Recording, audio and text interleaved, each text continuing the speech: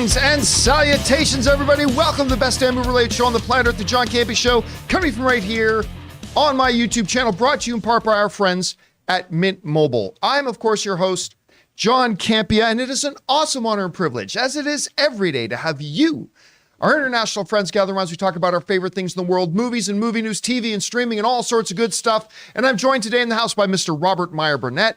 Back there, we've got Ray Ora. Back there, we've got Taylor. And of course, running the show today is Jonathan. And right beside them is the delightful Chris Carr. And most importantly, you guys are here. We're so glad you decided to drop in and make this show part of your day. And here's how today's show is going to go. We're going to break it into two parts.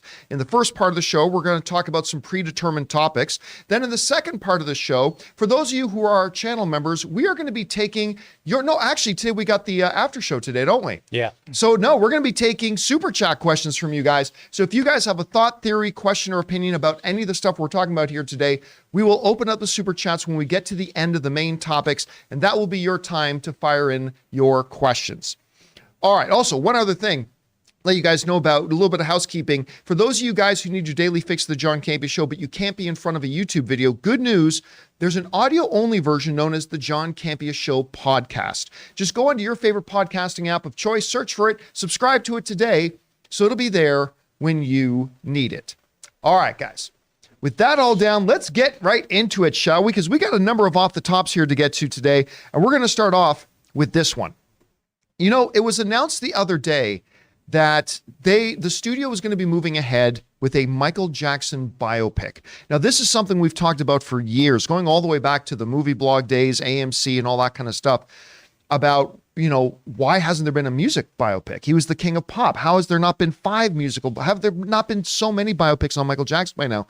And the problem has always been, I believe, and we've talked about this, is the fact that Michael Jackson had some controversies, right? Now, whether you believe the controversies or you don't believe the controversies, the problem is they're there, and however a filmmaker decides to tackle these controversies is going to split the audience.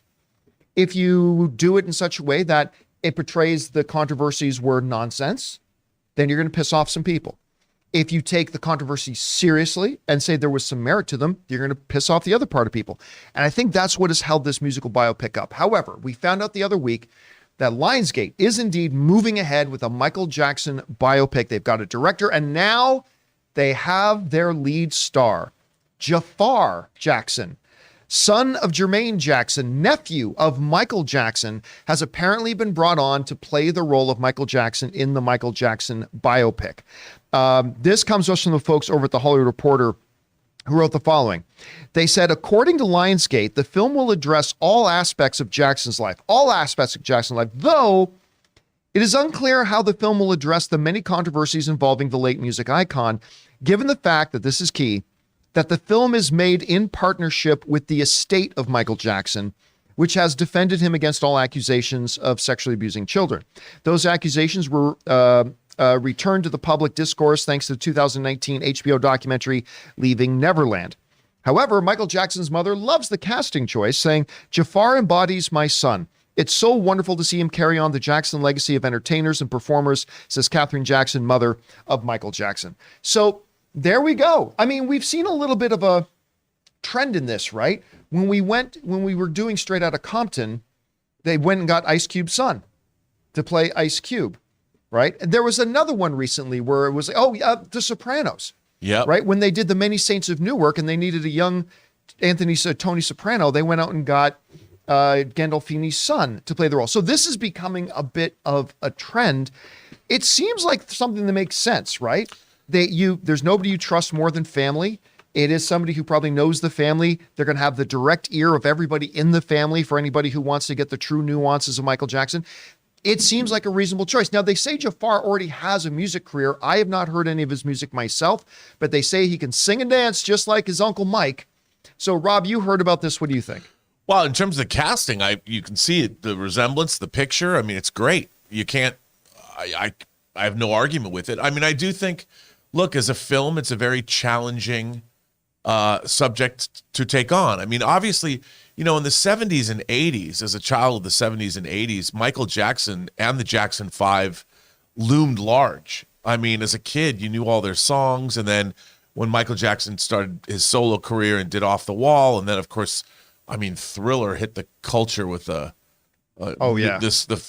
force of a nuclear explosion, and then even after that, Bad. I mean, Martin Scorsese directing the music video for that. I mean, it was, you know, he is an icon. He really is the king of pop, and there's no denying the amazing cultural importance that Michael Jackson represented for decades. So I'm curious. I mean, I actually met him once. I met him in a comic. Really? Yeah. There's a comic book store. It used to be in the middle of Melrose called Golden Apple, and he would shop there. And one day he came in and with an entourage of mothers and their sons, they closed the store, and Sharon Leibowitz and Bill Leibowitz let me stay in the store. And I actually spoke to him. And he was a dyed-in-the-wool, bona fide geek, you know, and he asked me, you know, what I thought was cool, and we looked at statues. He was very much, I don't know how much he spent because I left, but he really loved his Marvel and DC statues. And this was, I want to say this was late 90s. And it was interesting because the energy that was coming off of him was as a fan. He was a fan. He loved comic book characters and he loved the collectibles. And so that was my interaction with him. But the kids were and he was explaining what certain things were, the kids and their moms and all this. And it was interesting because, you know, when you meet people like that, at first, they're always surprising to me. Whenever I meet celebrities like that, they're always surprising because we were sharing our bond over comic book characters, you know, and it wasn't just an affectation. Like, he knew his stuff, and it was interesting. You know, I mean, that was my only interaction with Michael Jackson, probably for about 10 or 15 minutes, but I was like, he was just like anybody I'd meet at Comic-Con. Chris, I mean, we hear about this. We've got Michael Jackson's nephew is going to be playing the role, following a little bit of a trend that we've had. So two things. What do you think about the casting of Jafar? And I know we're not talking about an Aladdin remake. What do you think about the casting of Jafar? And secondly, with Michael Jackson's estate attached, is there any chance they dive too seriously into the controversy surrounding Michael Jackson? Or is this going to be a little bit more of a fair weather kind of biopic? I feel like this is definitely going to be more rose-tinted glasses. If we do delve into any controversy, I think it'll be about the, you know, how audacious it was to even suggest these sort of things, right? I do like the casting of his nephew. He dropped a single back in 2019. I haven't listened to myself, so I'm not sure what kind of music he does or what his music career is like. But obviously, he looks like his uncle from growing up. I'm wondering if they're spending a lot of time in their youth as well, because obviously that's another part of his life that was very, very dark. I mean, they were stage children who were really, really treated poorly by his father, Michael seemingly getting the worst of it than his brothers.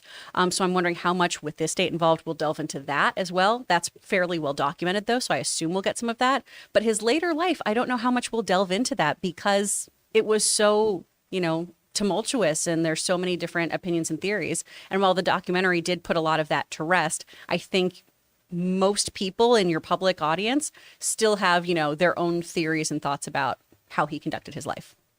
All right, guys, question is for you. What do you think about this? Michael Jackson's nephew is going to be playing the King of Pop in the upcoming biopic about his life. What do you think about that? Do you like that kind of choice? And we're seeing that happen a lot in Hollywood these days. It's worked out so far with Straight Outta Compton and Many Saints of Newark. Yeah. And then considering it's a family affair, how much do you think they're going to go into the controversies of Michael Jackson's life? Whatever you guys think, jump down to the comment section below and let us know your thoughts.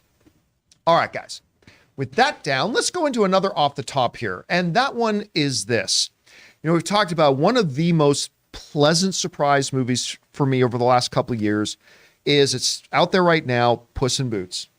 What is it called? The Last Wish? Mm-hmm. Puss in Boots, The Last Wish. I was not a huge fan of the first Puss in Boots. I like the character in the Shrek films. And I'm not a cat guy. I don't know if you knew this. I didn't know that. No, I many don't think American anybody homes on the internet knew that are at all. infested with the vermin known as cats. However, that being said, I was taken with the trailers and I loved the movie. And without going into any details of something that happens in the movie, it has reignited the conversations of the Shrek universe, right? Even going so far as to say the studio CEO the other day made the comment that Puss in Boots is our re-entry point into the Shrek universe, telling us that they've got plans for the future. Well, one person who seems to love the idea of a return of Shrek is Eddie Murphy. Eddie Murphy has come out and he has said straight up, I would love to come back for another Shrek. And I want a Donkey spin-off movie because according to Eddie Murphy, Donkey is way funnier than Puss in Boots. This comes to us from the folks over at Variety who wrote the following. Eddie Murphy is more than ready to reprise Donkey in a fifth Shrek movie or a Donkey-centric spinoff. So far, only Antonio Banderas' Puss in Boots has gotten a Shrek spinoff treatment with 2011's Puss in Boots and 2022's Puss in Boots' Last Wish. According to Murphy, Donkey is far funnier and more worthy of a spinoff than Puss. Eddie Murphy said the following. I'd absolutely be open if they ever came with another Shrek. I'd do it in 2 seconds. I love Donkey, Murphy said to E-Talk in a recent interview. You know, they did the Puss in Boots movies. I was like, they should have done a Donkey movie. Donkey is funnier than Puss in Boots. I mean, I love Puss in Boots, but he ain't as funny as the Donkey. So if I don't say so myself, Eddie Murphy thinks his character is better than the other characters. Okay, let's put that aside for a second. I love the fact that Eddie Murphy's like, especially considering with the resurgence that Murphy's had in his career. Of course, his new movie, what is it called? You People. Is out on, and watched it last night. I watched it too. I rewatched, after watching The Last of Us, while Anne was doing that, I then watched To Leslie, and then I decided to stay up even later and watch The Last of Us again, and then didn't work. So I didn't watch it. But Eddie Murphy's had a resurgence to see him say, are you kidding? Give me a call. You got another Shrek on the go? I'm there. I'll do it. So I love that. And I love Eddie Murphy as Donkey. Love him as Donkey. That being said, I will actually disagree with him that, not that Donkey isn't a funnier character than Puss in Boots, because I think he's right about that. I don't think a Donkey spin-off movie is as good of an idea as a Puss in Boots spin-off movie, simply because I think the power of that character, Donkey, where he really, really shines, is as a supporting character. Like, Shrek is not Shrek without Donkey. I mean, it's just not nearly as good without Donkey. But Shrek is a great lead character. Donkey is a great sidekick character. And I think that's what brings the best out of Donkey. I don't know if Donkey was... I think we might get a little tired of Donkey if Donkey was the lead main spotlight character. Whereas when you have him in a supporting role character, that character accentuates and lifts up the material and really, really shines in that supporting role. Whereas with Puss in Boots, you can build something around him. I don't think Puss in Boots is as good of a supporting character as Donkey is. But either way, I would love to see Donkey return, whether it's in a Shrek film or in the Shrek universe. And I love the fact that Eddie Murphy's down for doing this. Anyway, Chris, you're hearing Eddie Murphy's comments. What do you think about him saying, we've been talking about the studio saying we want to re-enter the Shrek universe. Now we've got Eddie Murphy saying he's all for coming back. What do you think about that? And what do you think about his comments that maybe Donkey should have his own spinoff? I mean, I want them to do all the DreamWorks projects. I've auditioned for DreamWorks so many times. I want them to do everything and do all the things. I love the idea of this happening. At the end of Puss in Boots, spoilers, there is kind of a moment that is the reawakening of the Shrekverse, if you will, coming back to that land. So I think there's absolutely room for this. I'd love to see how he's doing with his dragon wife and their little babies. I think that'd be precious. I think the biggest takeaway here, though, is that Taylor Gonzalez makes things happen. He wishes it comes true. I'm here for it. Rob, you hear about this? I mean, obviously we love hearing Eddie because we love Eddie Murphy. But what do you think about his, proposition that maybe Donkey should have a spinoff? Well, first of all, I echo what Chris just said. I thought Taylor was going to be in the hospital this morning, honestly. But no, there's a movie that's up for, I think it's up for best foreign or best international film at the Academy Awards this year, called EO.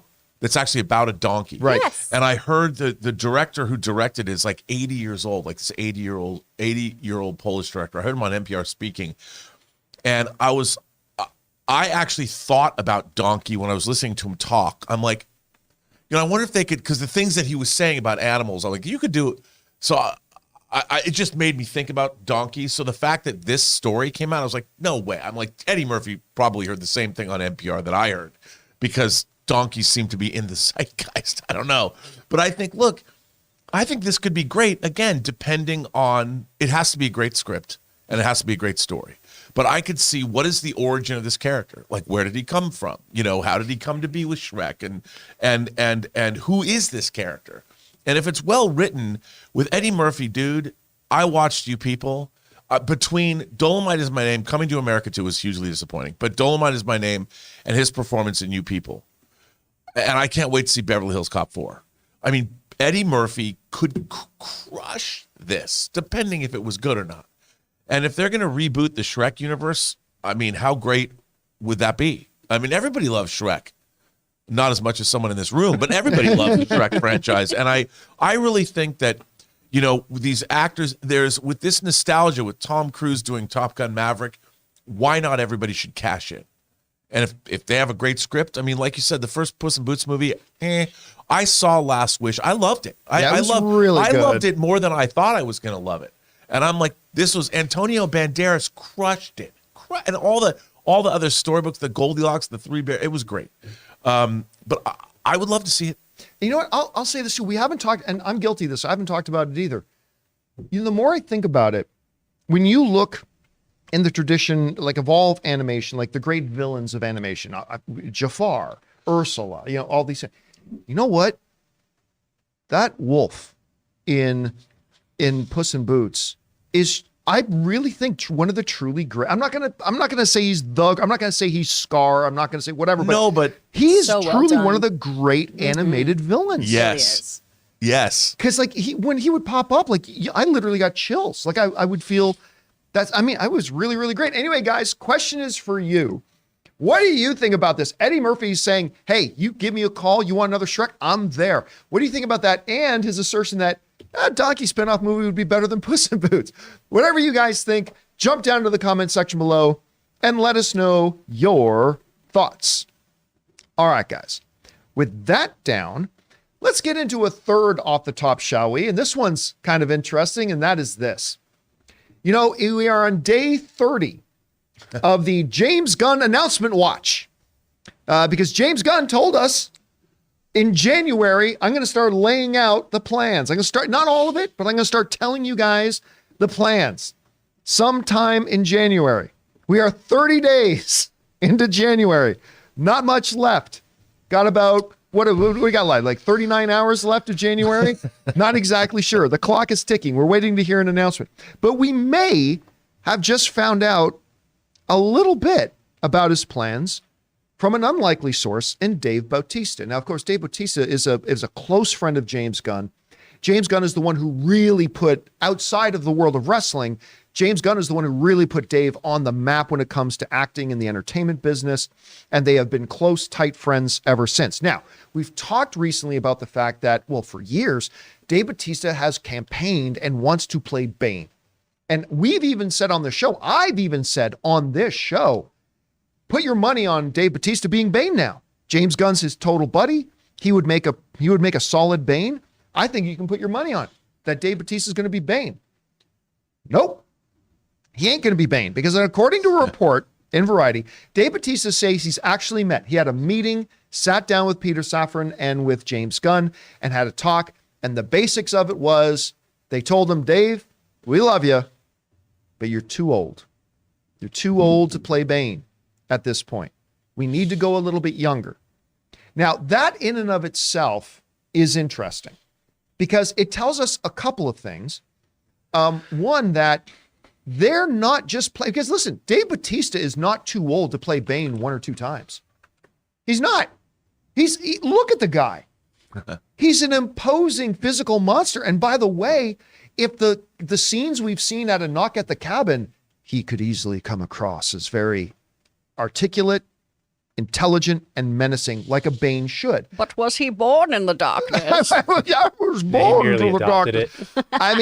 I mean, maybe he's no Harley Quinn's Bane, which is still one of the greatest characters on television right now, but the actual character Bane has been so misrepresented. Harley Quinn we give a pass because that's satire. Bane as a character has been completely misrepresented. Like even going back to the Clooney, Batman, Bane was just this hulking monster. Bane is a like that's his main power is his intelligence, right? I think he could play him great in a one-shot movie. The very fact that James Gunn would say, you can't be Bane because at this point you're aged out. You can't play him at this point. To me, that suggests to me that James Gunn may have long-term plans for a Bane character. Nothing official, because it's only January 30th and we still haven't heard anything from James yet. But it tells me he may have longer-term plans. But buried in the headlines of Dave Bautista saying he's too old to play Bane now is a fascinating quote that nobody's really talking about. Because one of the things we've all been discussing is how extensive is this James Gunn, Peter Safran DC Universe change going to be? Is it going to be like a soft reboot? Is it going to be, we're going to keep some things and change some things? Is it going to be a page one restart? Everybody's had their opinions. Well, Dave Bautista had something interesting to say about that. This is from the article in Variety. Dave Bautista said this, and listen to his wording here. I have had conversations with James about that, playing Bane, Bautista said, but I think the direction he's leaning in, completely rebooting the whole universe, he's starting from scratch and starting younger and fresher, and I think you need to do that. I think for the DC universe to be revived, you need to start from scratch. And I think you need to start with younger actors. You need to start to plan for the next 15 years. And I just don't think you can do that with me, he said. And I understand that. Again, listen to this. James Gunn is leaning towards completely rebooting the whole universe, starting from scratch, on and on and on. Now, Dave Bautista is also saying something that we have said a number of times. Because listen, we don't know what James Gunn's doing.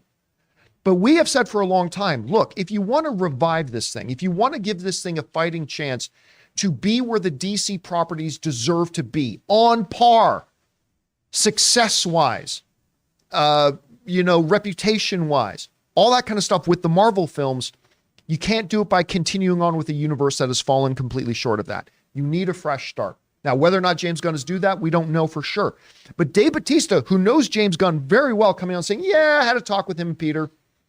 I think they're leaning towards a complete day one restart, which this is the closest thing we've heard to any kind of a and I wouldn't call this a confirmation because it's not James Gunn himself. But this is a very, very close friend of James Gunn who had discussions about him, about being a part of the DC universe. And it sounds like they're going for a complete restart. Anyway, Rob, two separate questions here. First question, obviously, is about what do you think about the idea that, we were very bullish on the idea of Dave Bautista playing Bane. Looks like that's not going to happen. And secondly, what do you think about Bautista saying that he thinks James Gunn's going for a complete page one restart? Well, first of all, Bautista's got Knock at the Cabin coming out. Yeah, where he's looks great. Front and center. I mean, and you've pointed out that and we've talked about this on the show, that of all these actors, the wrestlers turned actors, that Bautista is really stated and he's shown through I thought he was terrific in Glass Onion. And now seeing this, he's really carving himself out an acting career, working with different directors, definitely tackling different kinds of material, because Knock at the Cabin is very different than his Glass Onion role. Or his Drax role. And I'm very excited, to be honest. I think what he said is what we've been saying about what James Gunn was going to do. A complete reboot, starting over, a reconceptualization, a reimagining of the DC cinematic universe from scratch. And that, John, has always been why I'm excited for it, because, look, we got a decade of, and we're still getting the remnants of what Zack Snyder and Christopher Nolan started with Man of Steel.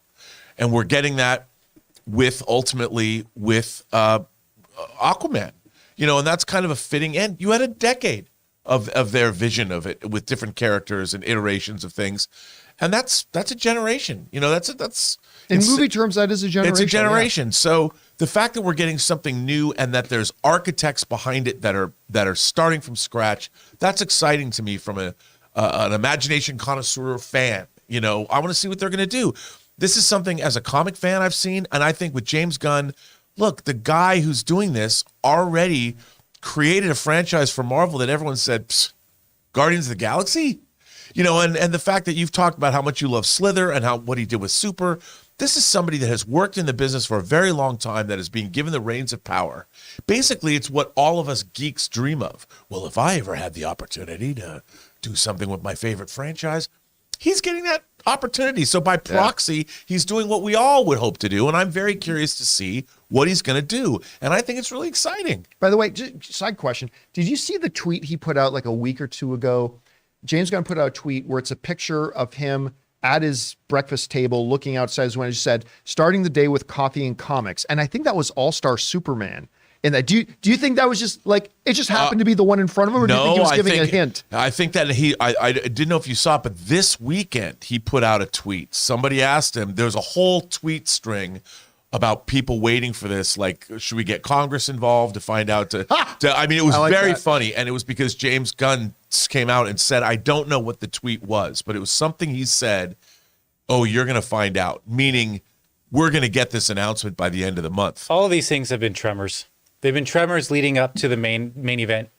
What you mentioned, even this article that just dropped, these are little tremors that are leading up. He's playing us like a fiddle. Yeah, he really is. And that the tweet string, I think it was yesterday, was hilarious because it was all in response to what he said. So I think whether today or tomorrow, there's going to be some big doings happening, especially on this show, because we're going to respond. Okay. Eddie Murphy but is Donkey. He is in like an all-star Superman, who would you want him as? Would you want him as like a Lex Luthor, as Parasite? Do you want him to just be working Dave at Cadmus? Batista? Yeah. If, I don't know if reading he'll be that, in it. But if he's reading that for like role research, just wild speculation. No, it was James Gunn reading it. It wasn't James Dave Batista. Gunn? It was Okay. James Gunn saying, starting the day with reading coffee it. and comics. It was James Gunn's tweet, not Well, Dave he's got to Batista. do that for work. Never mind. That's less Dave exciting. Batista's not going to be Superman. It's wildly less exciting to me. Okay. I thought Dave Batista was reading it, and I was No, like, it was could he James be Gunn. Parasite? That's a totally different story. That'd be cool. I'm with Jonathan. James Gunn, of all the people that have been running wise. a studio, James Gunn knows how to manipulate social media. I'm sure they've charted this course out from the beginning. That's one of the appeals that I think James Gunn has, is he has this huge audience and he can play us, and we are being played. I'll tell you what, I'm going to be doing something I never do. I'm going to be having my phone with James Gunn's Twitter account open, and I'm going to be refreshing it every 10 minutes. See, has he dropped it? Because again, we got like 30 something hours left for him to meet this self-imposed deadline of end of January. Anyway, Chris, we had this discussion about maybe Dave Batista being Bane, about it's been a dream role of his. Now one of his buddies is the head of DC. What do you think about the notion that, and what do you make of the fact that he's saying that looks like I'm too old to play the role now? And then furthering to his comments, what do you think about him saying that James Gunn is going to do a page one restart? Yeah, well, I mean, he's 54 years old, and we're not getting a Bane movie today.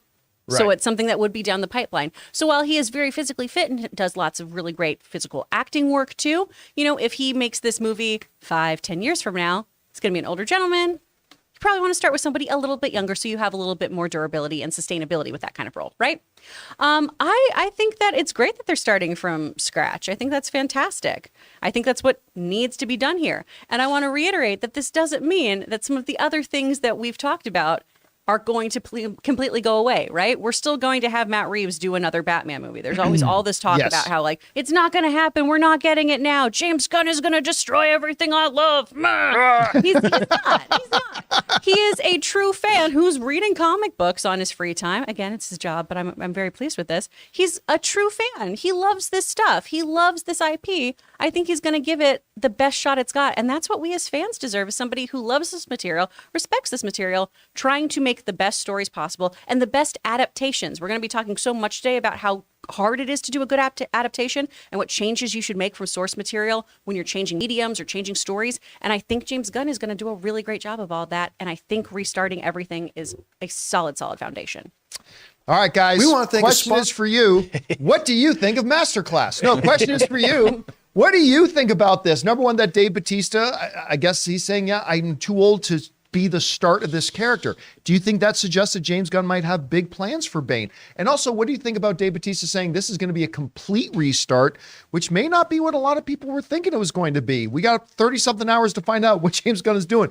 Whatever you guys think, jump down into the comment section below and let us know your thoughts. All right, guys.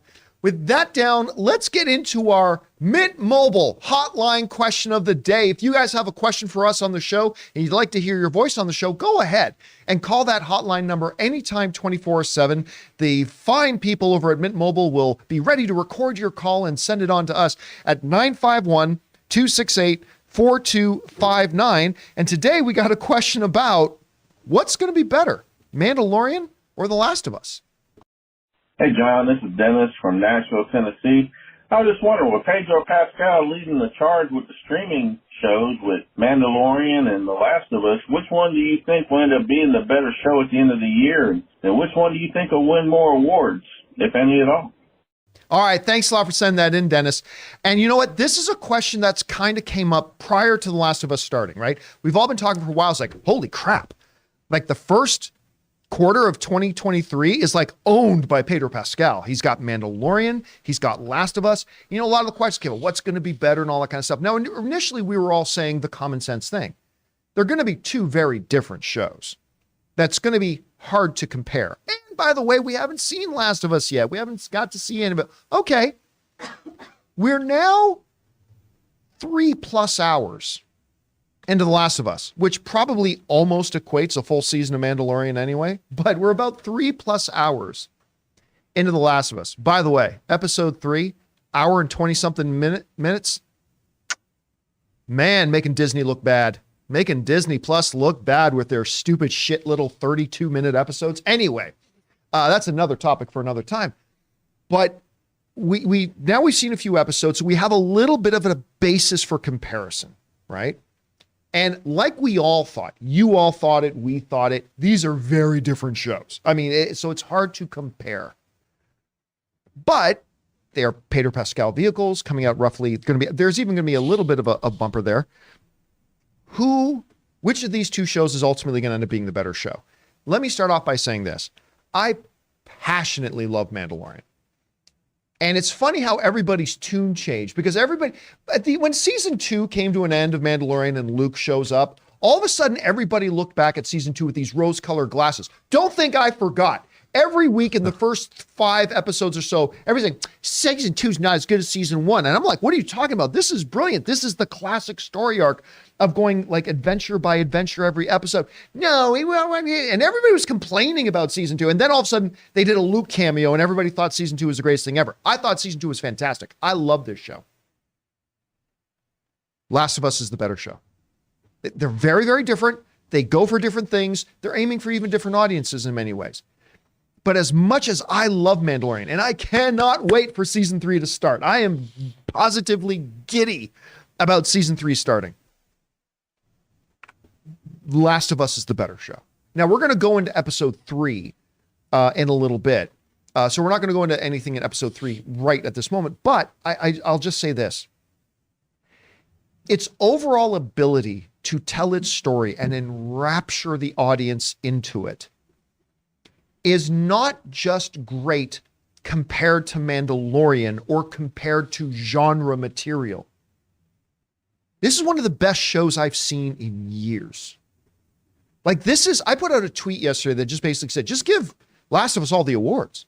I mean, because come Emmy season, we get all excited around here when a show like Andor gets some Emmy attention, gets a nomination here, there. When Mandalorian got a couple of nominations, like we all get really, really excited about that. I'm telling you right now, Last of Us is going to be a serious front runner when the next Emmys come around.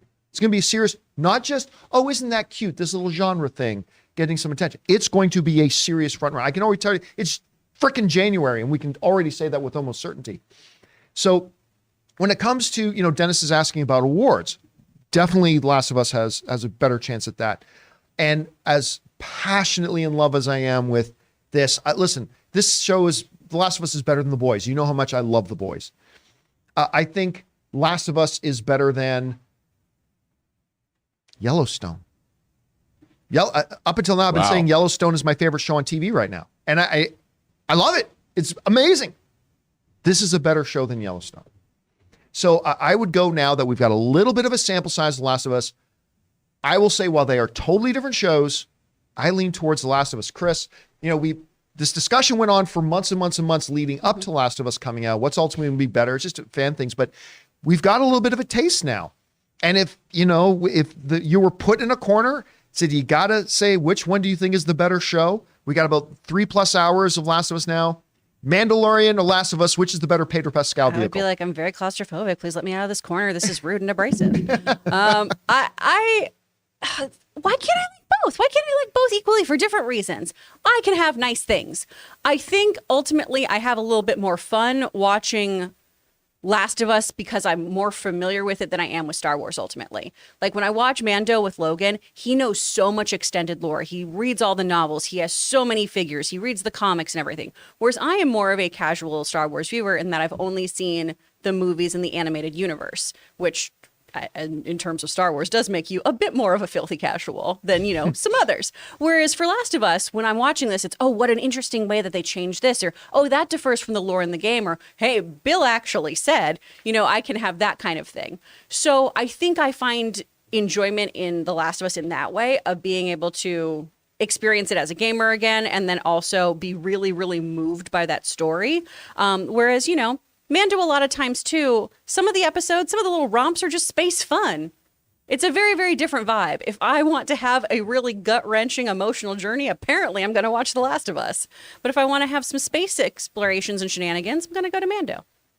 Rob, it's one we've had to talk about for a while now, but now we've got a little bit of substance to base around. The viewers asking, which one do we think is going to end up being the better show? What do you think? It's interesting because we're always pitting one show against another, or one thing's better than the other. That's what we do as fans. I know, that's what we do. But I think one, like you pointed out, they're very different shows. Yes.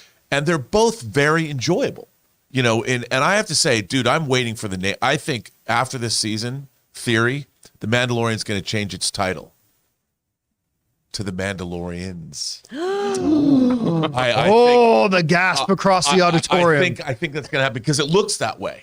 I mean, and I keep saying that, and how cool would that be? Filleth over. But anyway, that beside the point. I mean, it's delivering that pulp Star Wars goodness that we're looking for, and Pedro Pascal's awesome in the role. But even the experience of Pedro Pascal is so much deeper and resonant in The Last of Us. If you're just using Pedro Pascal as your bellwether, I think The Last of Us serves him better. We're getting to know him more. And even last night, I mean, it's amazing how they sort of used Pedro Pascal as a bookending, so to speak, the episode, which really surprised me. Because the format of the episode. Well, let's not go too much into the individual episode. Just how it ended. But no, but I thought it was. I thought it was. I mean, he's amazing in this show, and I think The Last of Us is. And I hate to say this because I hope people take it in the spirit it's intended. The Last of Us is about more than The Mandalorian is. I think that's a safe thing to say. In terms of the human experience. And so I would say as a show that is more resonant, that has wider appeal to audiences beyond the fan audience, I think The Last of Us would be, by certain metrics, considered a better show. All right, guys, the question is for you. It's a question we've all been talking about in our fan circles for months and months and months. What do you think is going to be the better Pedro Pascal show, Mandalorian, Last of Us? Well, we've got a significant sample size now, 3+ hours, The Last of Us. How would you see it? They're clearly very, very different shows, and we could absolutely love both of them. But if you had to give the edge to one, which one would it be? Whatever you guys think, jump down into the comment section below and let us know your thoughts. All right, guys. With that down, we're going to move into our main topics here. But before we do, we want to take a quick second here and thank one of the sponsors of today's show, our friends at Fume. Guys, we want to take a second to thank a sponsor of this video, Fume. Be smart. Don't start. Kick the habit. Put it out before it puts you out. All phrases we've heard 100 times, and yet we still continue to have bad habits. Today's sponsor, Fume, is on a mission to accelerate humanity's breakup from the bad habits that consume far too many of us. Fume is a natural diffusive device that uses plants and behavioral science to help you trade out your negative habit for a positive one. You see, Fume is not a vape. It's a non-electronic device designed to transform your negative habits. Because instead of pods filled with potentially harmful chemicals like a vape, Fume uses cores infused with plants like peppermint and cinnamon for delicious natural flavors. And Fume's new version 2 model is snappy and tactile. With an adjustable airflow dial and a magnetic end cap, your fingers will always have something to do. The device itself is really attractive, and once I popped in the core and took my first inhale of it, it tasted fantastic. Guys, the easiest way to stop a bad habit is to switch to a positive one, and Fume is designed to perfectly do just that. So head over to tryfume.com and use the promo code CAMPEA to save 10% off when you get the Journey Pack today. The Journey Pack comes with 3 unique flavors and the new version 2 Fume to help kickstart your positive habits. That's tryfume, tryfum.com, and use the code CAMPEA to save an additional 10% off your order today. And thank you to our friends at Fume for helping people kick their habits and for being a sponsor of the John Campea Show. Remember, guys, when you try and support our sponsors, you're actually supporting us. So if you look down in the description of this video, you'll find links and promo codes to all of today's sponsors. And thank you again to Fume. All right, guys. With that down, let's get into our main topics here today, shall we? And how do we select our main topics on the show? Well, that's easy because you guys come up with our main topics.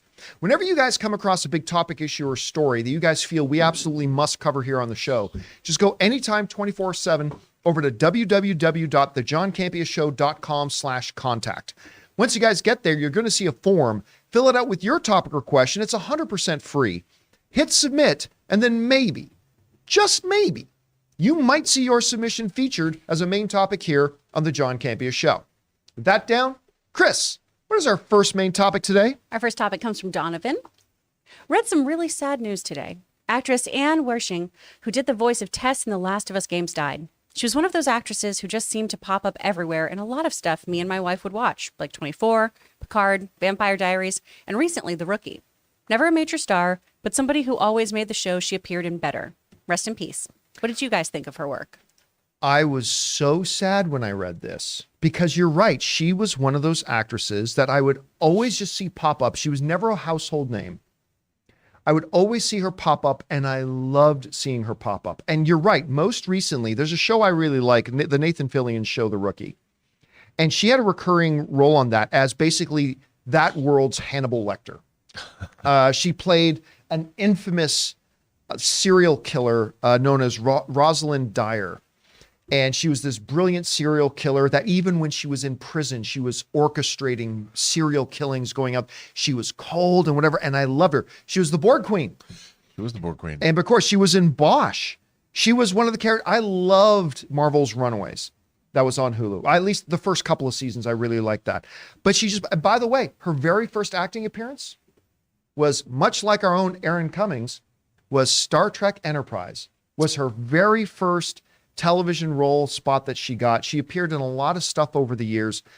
And again, like for me, most recently, I was watching her on The Rookie. I love seeing her pop up in that. And this one shocked me because, you know, we talk every once in a while about the screen legends and icons who pass away, but they pass away at the age of 80 or 92, or in the case of the beloved Betty White, like 99 or whatever. This one was way too, I had no idea she was ill. Apparently, she was diagnosed with cancer in 2020, and she was doing stuff like The Rookie, like with her diagnosis. Like she knew she was dying, and she was still working and doing this. And I had no idea. As a fan and somebody who was watching, I had no idea. Really, and she was beautiful and talented and just... Anyway, I was really, really sad to read about this. Anyway, Rob, I mean, she's a frequent appearer, if you will. She's an alum of the Star Trek world on several levels. What do you think about this? I have to say, like, you know me, I've been a critic of modern Star Trek. She was tremendous as the Borg Queen. She was so good. And I watched Bosch. You know, I like Bosch because I've read Michael Connelly's books and stuff. She was great in that. She was a beautiful woman, a mother, a wife, and she was 45 years old. Yeah. And, you know, again, I have to say, I see parallels between her and Chad Boseman. You know, they both had these cancer diagnoses, and they didn't give up. You know, they didn't let that stop them from continuing on and doing great work because, you know, all of our lives are finite. And if I found out that I was going to die in 2 or 3 years, I wouldn't stop working. You know, I wouldn't stop enjoying my life. And she continued to give us great work, and she continued to earn for her family, and she continued to be a warrior, and not stop. And I think that's a lesson we all need to take heart of. And I'm very sad to hear that we won't be getting any more of her great work, but I think that she stands as a representative of how to lead a good life. One of our viewers, Mike, in the live chat, is saying her and Aaron could have played sisters. I didn't think about that. You're absolutely right. They totally could have played sisters. Anyway, Chris, you hear about this. What of her work stood out to you the most, and your thoughts on her passing away way too young? Now, obviously, her work as Tess, doing all the motion captures, was the voice, was just incredible. But actually, I first saw her, I saw her face on camera because I was watching Runaways, because my friend Mia Topalian played the younger version of Leslie Dean on that show. And so when we were working on her getting that role and everything too, we looked at photos and we watched the episodes and all this stuff. And, she was a really, really tremendous actress. And I think this is the goal that every actor wants to have too, is to be just a working actor, and she epitomized that. She did tremendous varied work. She was incredible as the Borg Queen. That was one of the only things that we could agree on about Picard. Yes. Was how good she was. And I know she'll be very, very missed. All right, guys. Question is for you. What was your best memory of her work in this incredible actual career? One of these performers who never became a household name, but amassed for themselves a really good career, bringing a lot of great performances to us for our entertainment. How do you guys feel about this? Whatever your thoughts are, jump down to the comment section below and leave your thoughts there. All right, guys. With that down, let's move on to main topic number 2, shall we? Chris, what is our second main topic today? Our second topic comes from Terry Lanza. So I saw the Oscar announcements, and at first I thought it was a good set, until I saw more into the Best Actress nominations, and oh boy, do I smell a scandal brewing with Andrea Riseborough. Not only basically has no one heard of her film, but she cut corners by using her celebrity friends to influence the nominations so she could get one inexpensive Viola Davis and or Danielle Deadwyler. What do you think about this, and how do you think the potential blowback this may have moving forward with Andrea's career and with Oscar and awards campaigning? All right, thanks a lot for saying that in, Terry. And, I knew we had to address this today because there's a couple of things here. Number one, there's some massive incorrect misinformation being spread around about this that Deadline pointed out, and I'm glad they did. We'll get to that in just a second. But it also brings up an interesting question about who should get a nomination.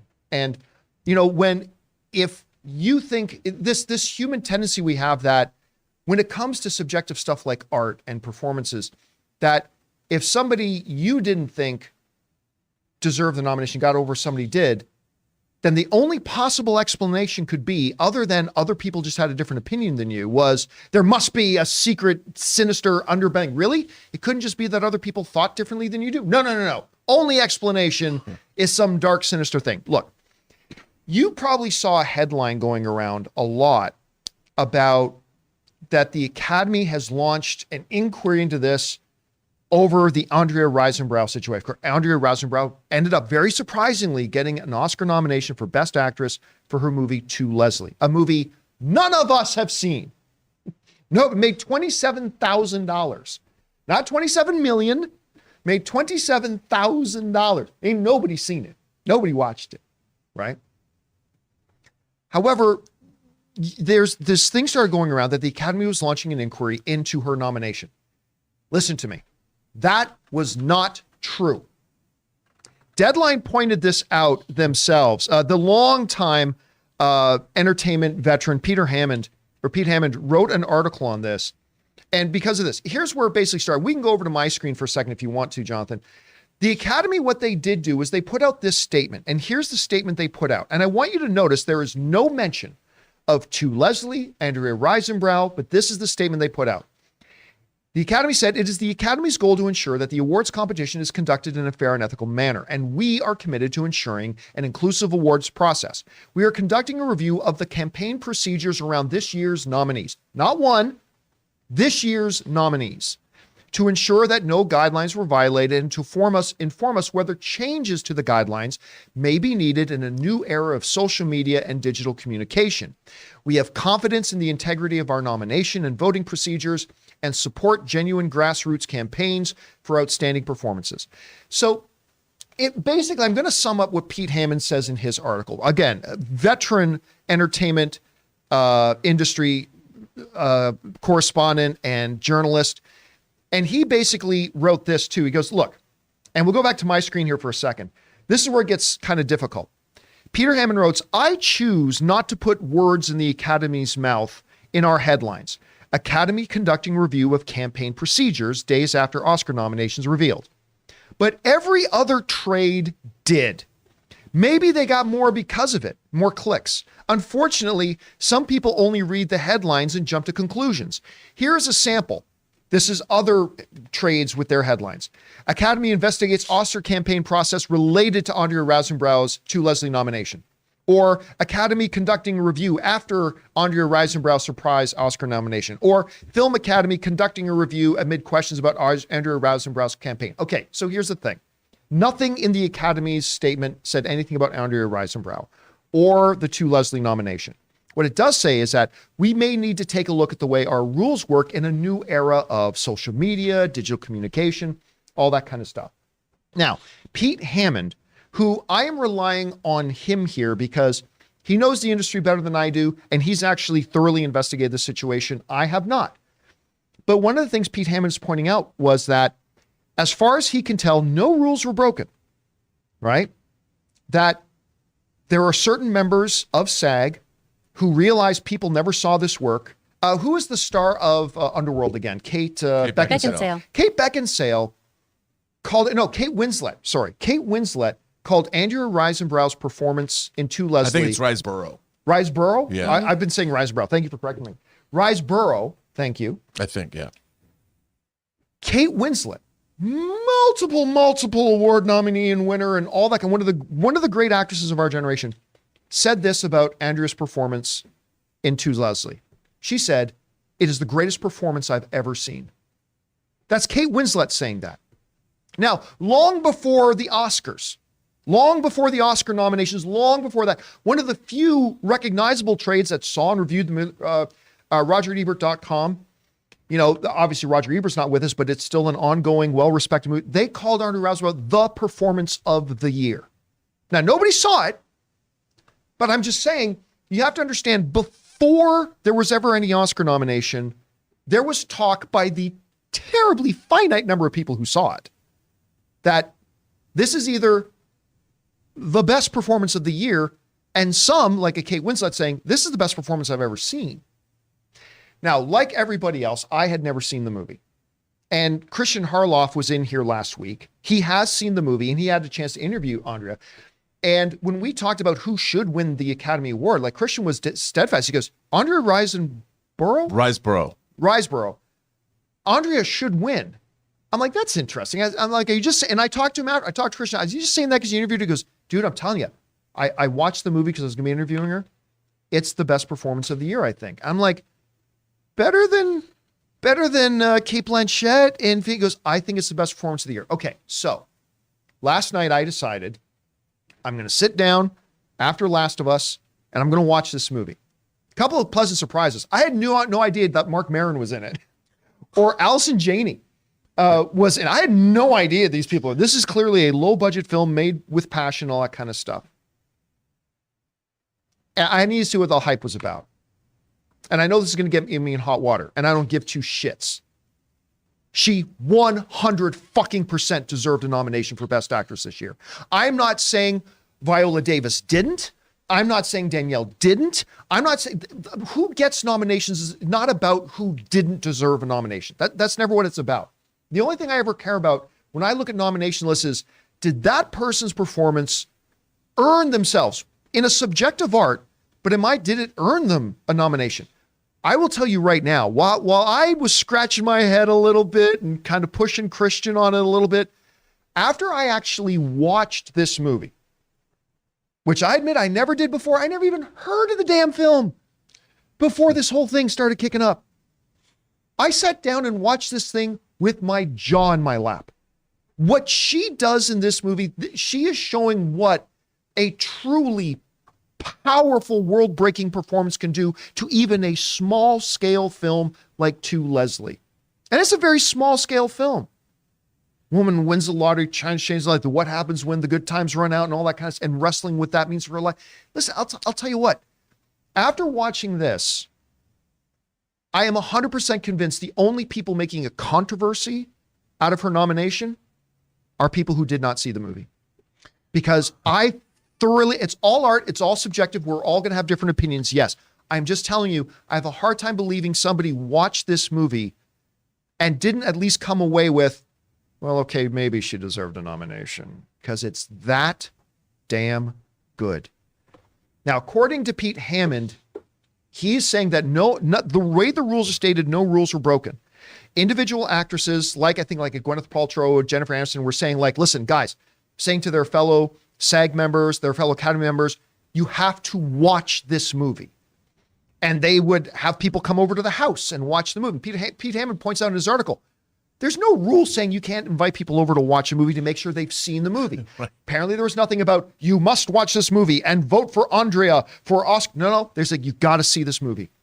And now maybe the Academy is like, hey, you know what? Maybe we need to look at our rules moving forward. How do we accommodate and compensate for the fact that it is a digital world now, social media? Do we need to make changes? I get that. But again, it doesn't look like any rules were broken. And at the end of the day, the only damn thing that matters to me are the people getting the nominations. Did they actually turn in a performance that was worthy of a nomination and not some piece of garbage where it's going to force us to go, how the hell did this happen? Andrea turned in. I would personally still give the award to Cate Blanchett. I would still give it to Kate. But I'll tell you what, if this was a movie that more people saw, it would be a 2-horse race, I think, between Cate Blanchett and Andrea. It's that good, this performance. Anyway, Rob, we've been seeing a lot of stuff over the weekend about this. What do you think about it? Well, first of all, I haven't seen the movie, but I watched the trailer on Saturday.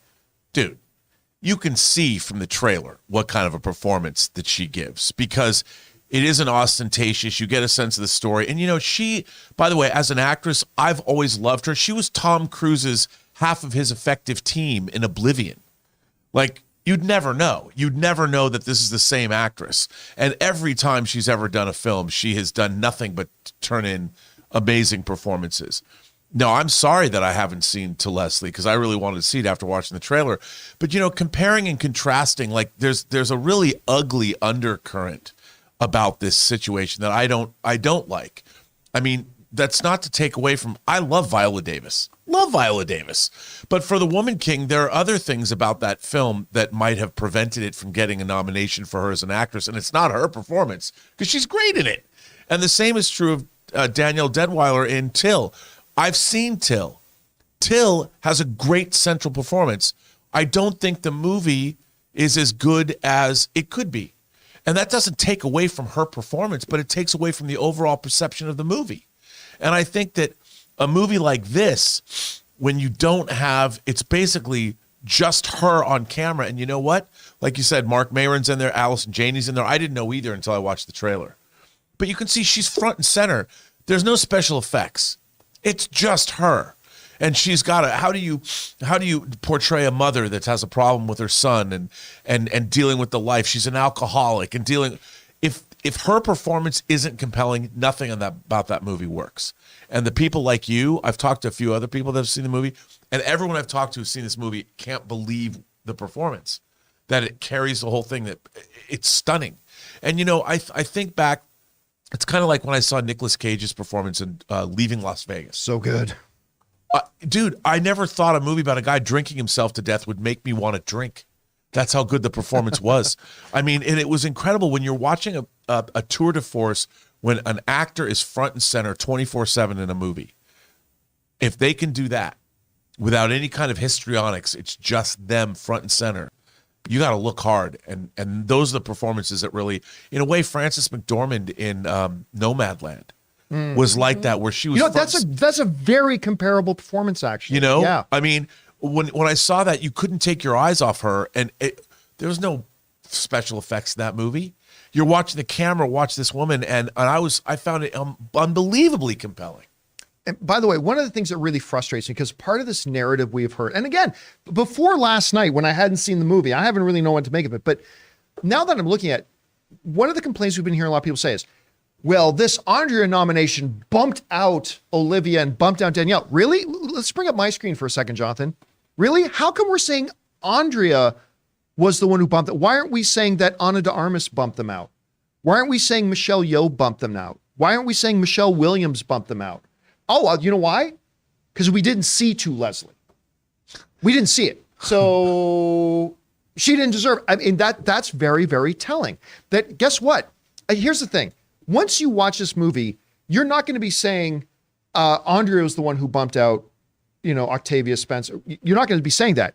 You're going to have to change the name, because I think, again, it's all subjective, absolutely, but I think Andrea's name is right up there near the top with Kate and Michelle. Because, and listen, I love Michelle Williams' performance. I think she deserved a nomination. I love Ana de Armas' portrayal in Blonde. I think she deserved a nomination, but I don't think the narrative should be Andrea bumped out. No, maybe somebody did, but it wasn't Andrea. Anyway, Chris, you're, as a member of SAG, and as somebody who's been involved with the awards competition at SAG on a board level and on a committee level, you've been seeing all this transpire, I'm sure, with some interest. What do you make of this whole thing? Well, it's really interesting because when you're on the nomination committee, you are invited to all of these screenings for little films that a lot of times go very, very much unnoticed. There was a really beautiful, I'm going to blank on the name of it because we're live. There's a really beautiful film with Benedict Cumberbatch last year that was all about the artist who painted those kind of psychedelic cats who ended up penniless because he didn't buy his own patent. He didn't trademark his art. And so then his art got reproduced and he died alone in a mental institution. It was heartbreaking. It was a beautiful, beautiful performance. And anytime, The Electric Life of Louis Wayne, there we go.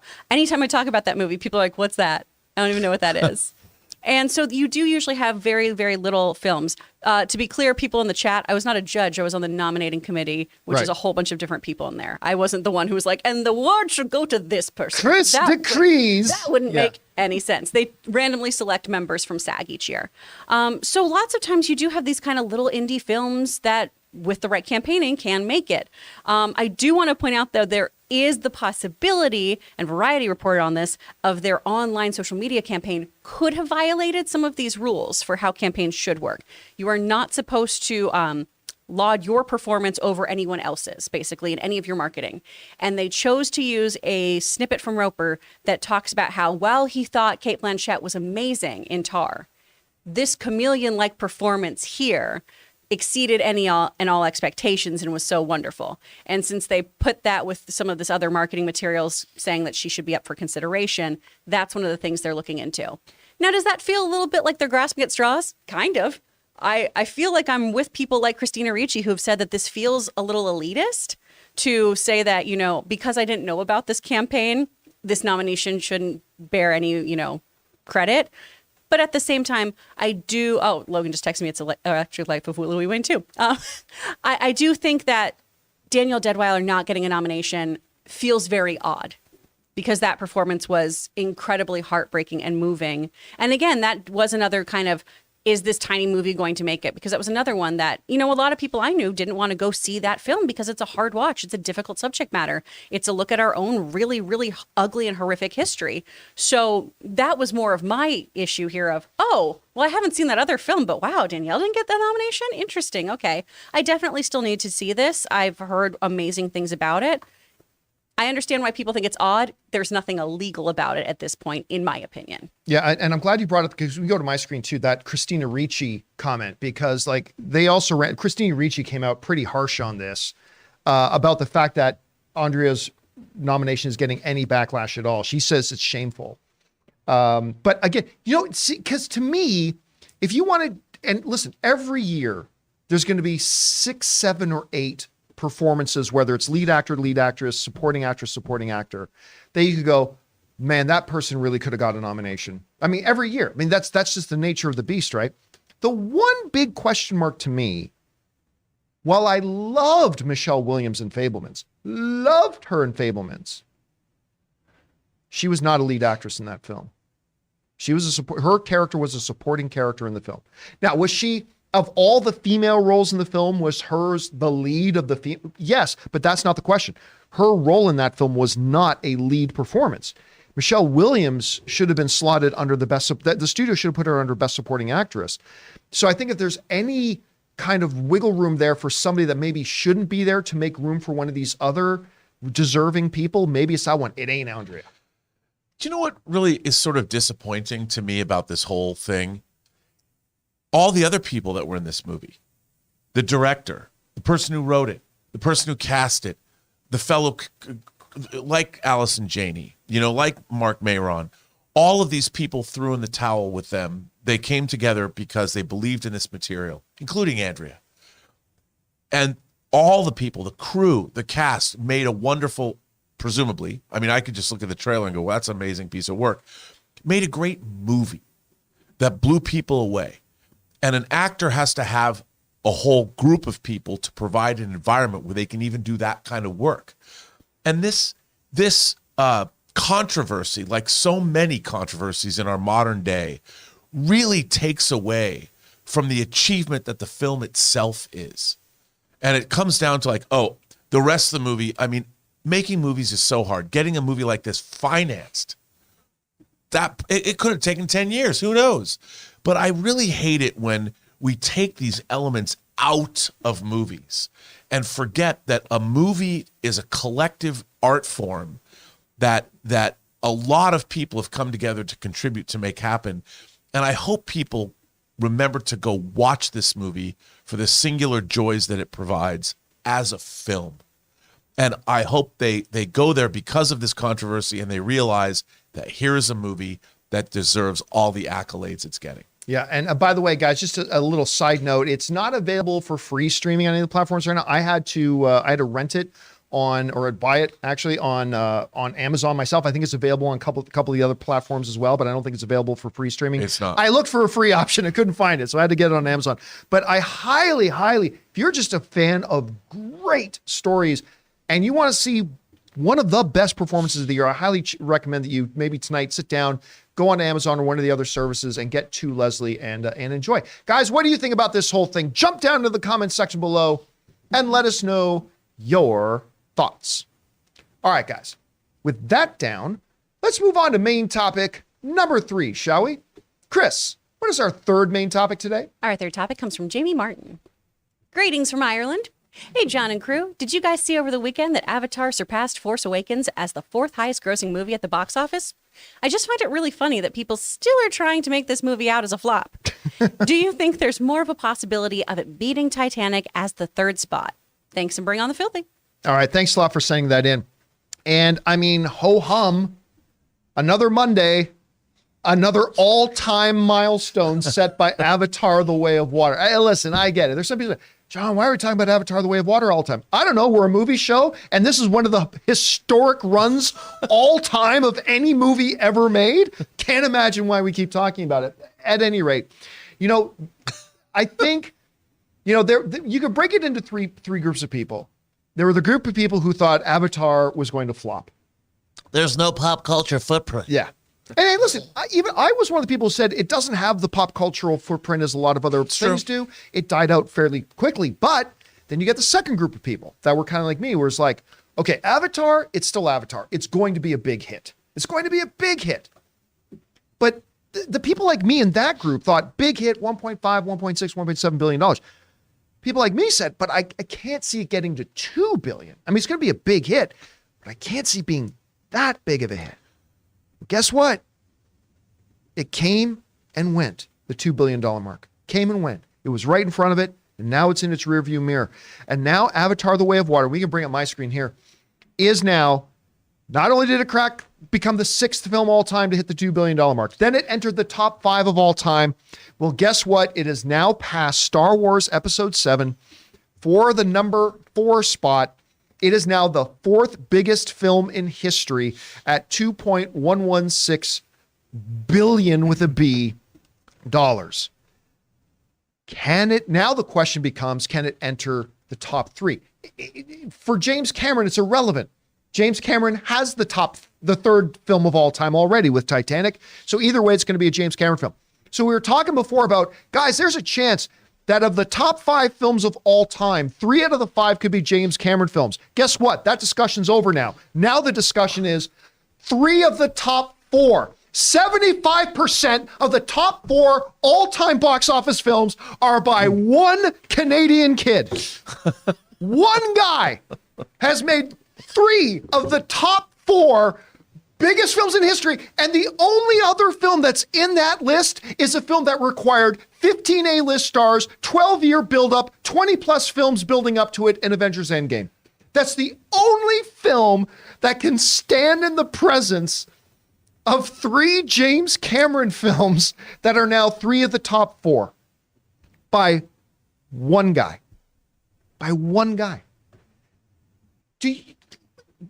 Don't let the significance of this slip under the rug. We are living in a world that has had Hitchcock and has Scorsese and Clint Eastwood and Steven Spielberg, Quentin Tarantino, the all-time greats, John Ford, the all-time greats, and 3 of the 4 most successful films in history are by one guy whose name, even by me, is never brought up in the Mount Rushmore of directors or whatever. And by the way, making money does not make you the best director in the world.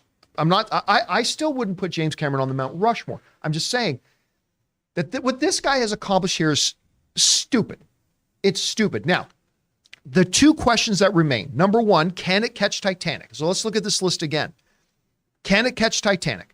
Right now, it sits about $78 million behind Titanic. It can. It can. To get in the number 3 spot. Again, for James Cameron people, that's kind of irrelevant because they're both 3 and 4 spots are both going to be James Cameron films, whether one's over the other. The second question becomes the more interesting one. Could it catch Avengers Endgame? I have said for a while, even when it looked like it was going to get to that $2 billion mark, but I think everybody agrees. In the words of Vincent McMahon, no chance in hell. This movie is, you look at the momentum it has, even if you did 7 more re-releases, I don't think we're talking about a film that can make another $700 million at the box office. I don't think that's going to happen. So I think poor, unfortunate James Cameron is just going to have to settle for 3 of the top 4 instead of all 3 top spots, which is fine. And again, Chris, I know we've been talking about this run of Avatar: The Way of Water, but if you are somebody like us who appreciates the history of Hollywood and everything that goes into having a successful film and how rare it is to have any film hit this type of, to me, this is remarkable. I don't know what's standing out to you the most. I mean, they're going to need to get bigger doors at the Disney lot because how is his ego going to fit through the door frame? Goodness gracious. No, this is incredible. This is really, really amazing. I mean, to have that kind of success, to create blockbuster films that not only have made so much money, because that's, bottom line for so many studios, but also that have been cultural zeitgeist films, I think is really, really powerful. Because a lot of times, too, we've talked about how sometimes prestige films and box office don't seem to always go hand in hand, right? And it's really, really cool when you see films like this that have been taken seriously by the Academy, that have been taken seriously by critics, and that have been enjoyed by people too. It's really nice when the 2 come together, when critics and fans alike go, hey, I like this. And James Cameron seems to have the magic formula for finding that balance. So it's pretty dang cool. And Rob, when people hear about money, right? While box office does not equal quality. Nobody said that. The Transformers movies are a great example of that, right? Just because you make a lot of money does not automatically mean your movie is great. But it is not divorced from it because the dollars that a movie makes are not like the stock market where forces outside of your control determine whether it goes up or down. You don't fall ass backwards in luck. These types of box office numbers represent people. Every dollar represents an individual film fan going, I want to go out and watch that movie. And I want to go watch it again. And hell, I'm even willing to spend the ridiculous $29 price for an IMAX 3D screening. It represents passionate people who want to keep going to see this movie. It's now in the top 4. It's past Star Wars, The Force Awakens, which is still the number 1 all-time domestic box office film. I don't think that's ever going to change, but it's now number 5 all-time. 3 of the top 4 of Cameron's. Which out of all this random bits of information is standing out to you as the most impressive? Well, here's the thing that I think is crazy. Titanic's getting re-released for Valentine's Day in 3D in theaters. you could go to a theater and watch a James Cameron double feature in IMAX Yeah. 3D. Yeah, that's true. I mean, so Titanic is going to be adding more to its number 3 position. And I do think Avatar is going to overtake it and they'll switch places. But I think that what I really love is you have a talent like James Cameron, a singular talent, a man who he's the people's director. You know, he makes entertainments that at their basic, he just knows how to take the very basic essence of a story, and he knows how to translate that using cinematic technique in a way that appeals to all audiences. And that's not something that's easy to do. It's something that I would dare say is a singular talent, because look, the Russo brothers, not to take anything away from Endgame, because I love Infinity War and Endgame, but we all do, for sure. not only did it build on all the Marvel movies that came before it, but the Marvel way of making movies, much like the Marvel way of making comics, you have a whole visual design department and a previs department, and there's a lot of people that are working to create those movies. James Cameron's like, it all comes from, you talk to all of his collaborators, it all comes from him. You know, it begins and ends with James Cameron. And he is the driving force behind the technology, behind the vision, behind the fact that you watch the making of The Abyss, and when everybody's gone home, he's sitting on the bottom of that nuclear power, the unfinished thing, watching dailies in a dive suit underwater. I mean, that dude there's been nobody like him in the history of film. There'll never be another person like him again. So it is not surprising to me that he is who he is. And you know what? At the end of the day, who wins? Well, sure, Disney stockholders, Disney whatever. wins. but I think ultimately audiences, year after year after year, he's been providing entertainment to us. Next year will be the 40th anniversary, 2024, of Terminator. So for 40 years, he's been delivering nothing but first-rate entertainment that has sprung from his imagination, and we are all the richer for it. You know, going to something you just raised here too. Let's look at it from the Disney angle. Now, of course, Disney now, they did not make Titanic, but they now own that. It's these are properties, Avatar, Titanic, these are all properties that are under the Disney umbrella now. So here's just something fun. When we go back to this list and we look at this, the top grossing films of all time. Number 1, Disney film. Number 2, Disney film. Number 3, Disney-owned film. Number 4, Disney film. Number 5, Disney film. Number 6, Disney film. Number 7, Disney adjacent. Disney adjacent. We'll call that one a tie with them and Sony. Number 8, you have to go all the way down to number 8 to get one that's completely divorced from Disney, and that's Universal's Jurassic World. Number 9, Disney film. Number 10, Disney film.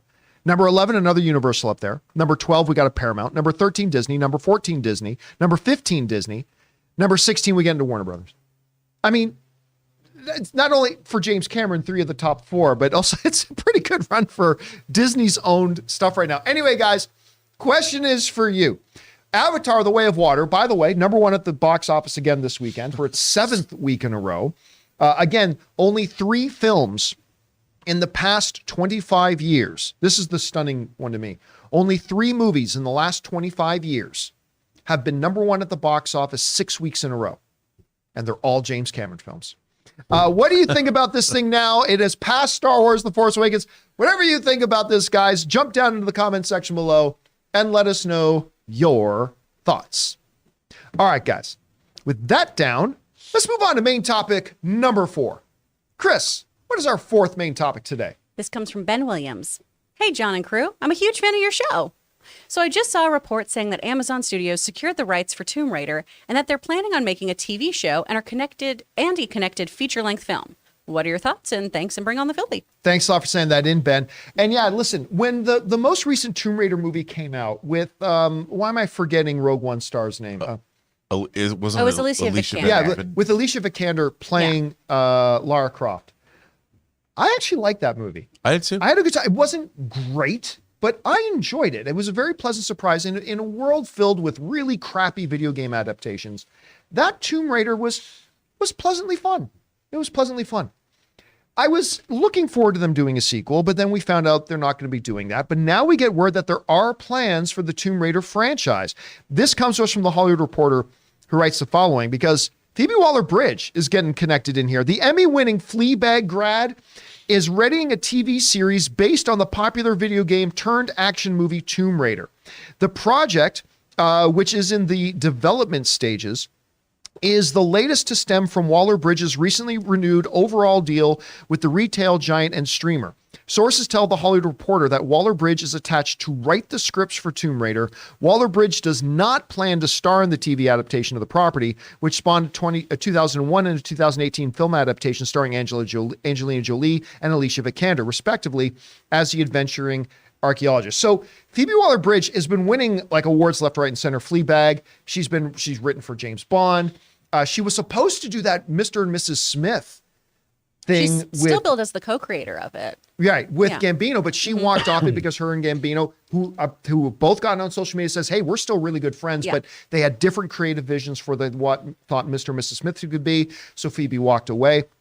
This is interesting because Amazon, it appears, has really decided to get into the game. Because not only with, Lord of the Rings, we've got the God of War coming up, and oh my God, if Sony Studios what they've done with Last of Us, if they can kind of repeat anything close to that with God of War, we're in for something special. Fingers crossed, who knows? But they are very serious about this, and they're talking about worlds that connect with a series, maybe movies, video games. And here's the thing. Amazon, we should do a whole story on this sometime, but Amazon is one of the few places that has what you could define as unlimited money. You got to remember, Amazon, while they don't seem in our heads as the big players like Warner Brothers, Disney, stuff like that. Today, Amazon could buy and sell Disney 20 times over. Like that. Without breathing, without blinking. They could buy and sell Warner Brothers 20 times over. That's the type of resources Amazon has. And if they believe they can really get into that market, whether they're right or wrong, they absolutely have the resources to do it. And they seem to have grand designs. Now, I don't know about a Tomb Raider as a series. Like, how do you have the swashbuckling adventure week after week?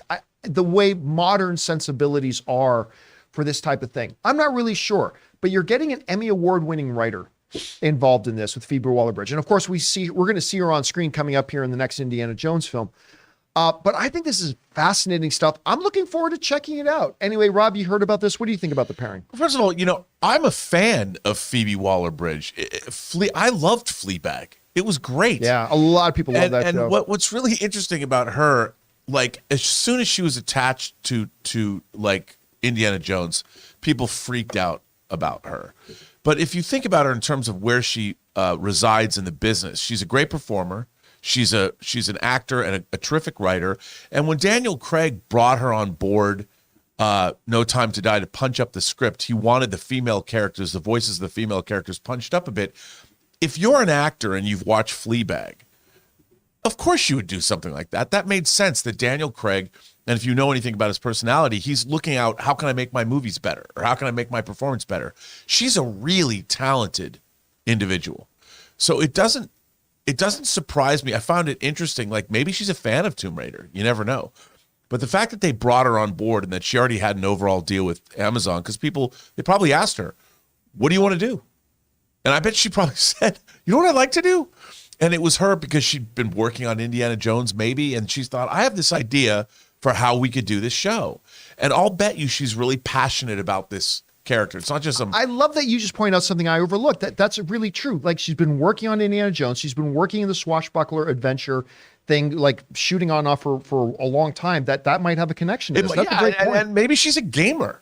Maybe she actually played the game and she's like, you know what I'd really like to do? I'd like to do this. And Amazon's like, I mean, no one just randomly anointed her the keeper of the Tomb Raider franchise. I really do think she either went after it, it was her idea, and it was something that because a strong, action-oriented female character. She wrote for Bond. She was in Indiana Jones. It seems to me to be a pretty good fit, and somebody that's coming right off franchises that would give her insight into how to make these things. She didn't just write for them, but she watched these films get made and work through the production process and was in Indiana Jones working with James Mangold. So she probably learned a great deal about how do you accomplish action sequences and mounting projects like this. So before everybody, I can already imagine the op-ed think pieces and all this that I haven't gotten into, but it's like I always beg people to stop and ask yourself, why do these people get in these projects? Before you get mad about it, why don't you look into what brought them there and realize they might have a very good reason. It's not just, and I think Phoebe Waller-Bridge probably went after this because she was passionate about it, and that's what you want from any creator. Yeah. And by the way, studios were lining up to sign her to first look deals and stuff like that. Again, you don't get a lot of Emmy winners on there. Anyway, Chris, you hear about that. I mean, it's not one I would have guessed, but when I saw the report come out, I was like, this oddly makes sense to me. I don't know. What do you think about it? Oh, I love her so much, and I love this. I mean, she's an incredible creator. That's how she's made her mark here. She's always created her own content or created content for others that really, really does heighten what we kind of expect from leading female roles. Look at Killing Eve. That is a wild, wild show that really, really launched Jodie Comer's career and gave her so much to play with and made her just be this wild, often unlikable, often violent character. She really, really can play with dynamics in such an interesting way. Didn't she write for that too? She was the creator of it. So it wasn't, okay. Yeah, she created it. Well, there you go. Yeah. Based on those novels. Mm-hmm. Exactly. Yeah, she created it for television, I should say. There's your reason. Right? So she, I think, will do a phenomenal, phenomenal job here. Plus, these latest installments in the games, too, have really had this lovely narrative of following Laura, in her father's footsteps. If you do the whole kind of thing we had in this last series of films of the shipwreck and going through that, you do have the opportunity for treating it kind of like a Lost situation, or maybe bringing in some of the sensibility of like a Mandalorian kind of show, right? Where we have a narrative through line, but there's lots of different kind of twists and turns and actiony moments that can happen. I think the big thing here is to kind of keep that archaeological through line throughout it. And I think she's going to crush this. It's going to be fun. Laura Croft is going to have quips. Pedro Pascal will ever be able to find a show where he's not a lead and a protagonist taking a young prodigy off to a group of people that are waiting for them. Anyway, I got to ask Ray this, because the first, I remember with the new Tomb Raider, Ray. the new generation of Tomb Raider, Ray was the first one I saw playing those games. I know you were big into those Tomb Raider. What do you think about them doing this as a television series as opposed to continue with the movie, and maybe making some movies too, but as opposed to carrying on with what they've done before? It all depends on how they're going to go about it. If it's going to be more serious, like I actually liked the last reboot. I wish they made another one. So did I.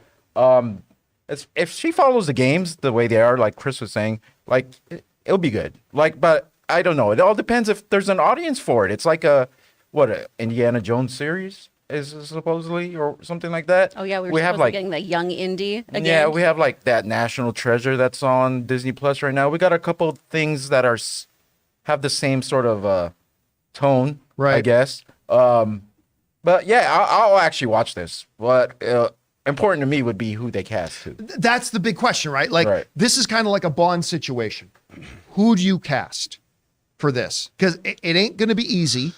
It doesn't have to be a big name, but getting I don't think it's hyperbole to say this will all hinge on getting the right person. Because when you've got a show that's about this iconic character, who you're getting to play that character becomes your make or break moment, right? You get the wrong person to play it, it's game over almost before you start. It has to be someone who's like athletic or what, because she's jumping through and like hanging on by her. I forgot what those things are called. Fingers.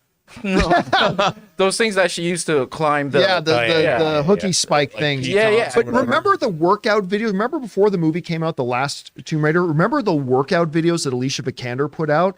And she's doing these chin-ups, and there's a cameraman behind her on her, not bareback, but she had the thin strip tank top, right? Yeah. And there were muscles popping out that I didn't know were a part of the human physiology.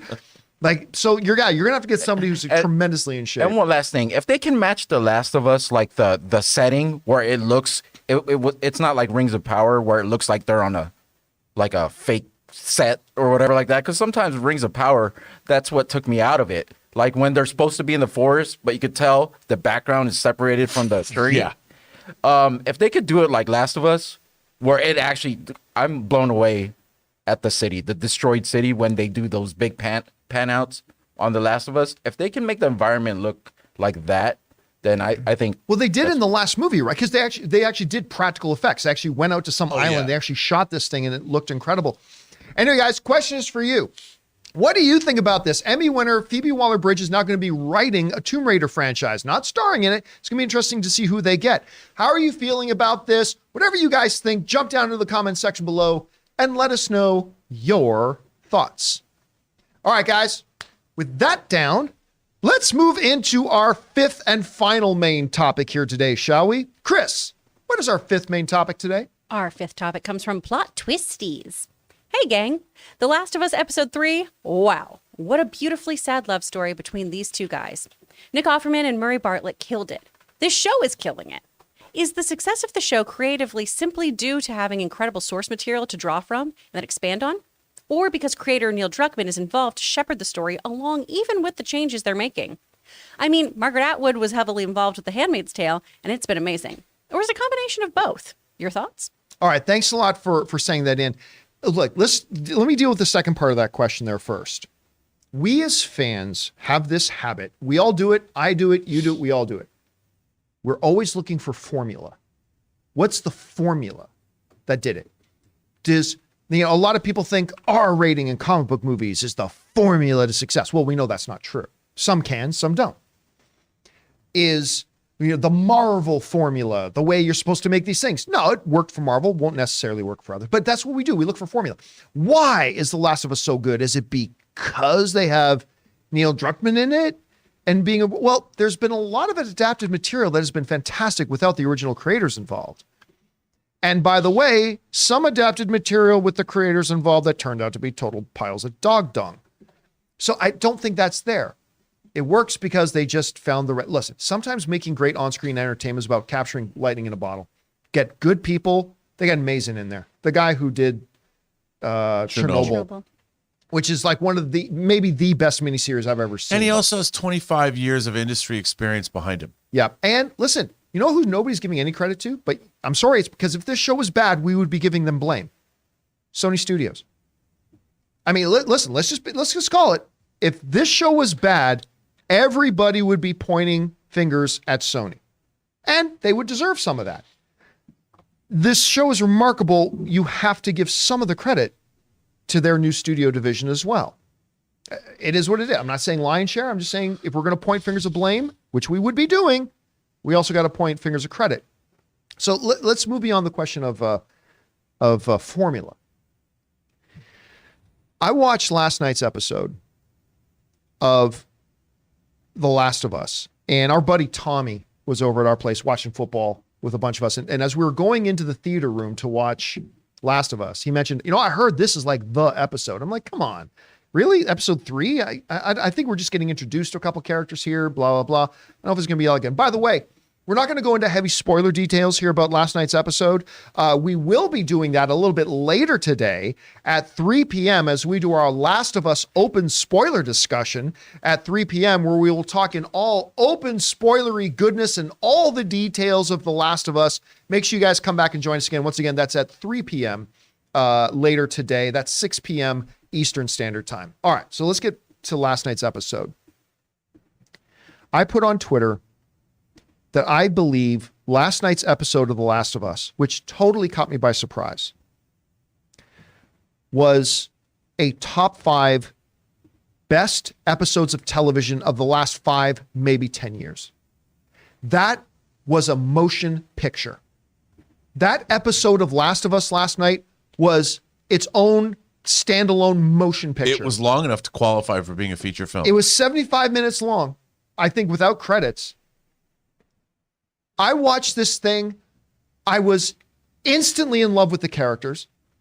And we're not even talking about the Joel and Ellie stuff. I was immersed in this world. And by the way, I get this. I understand this.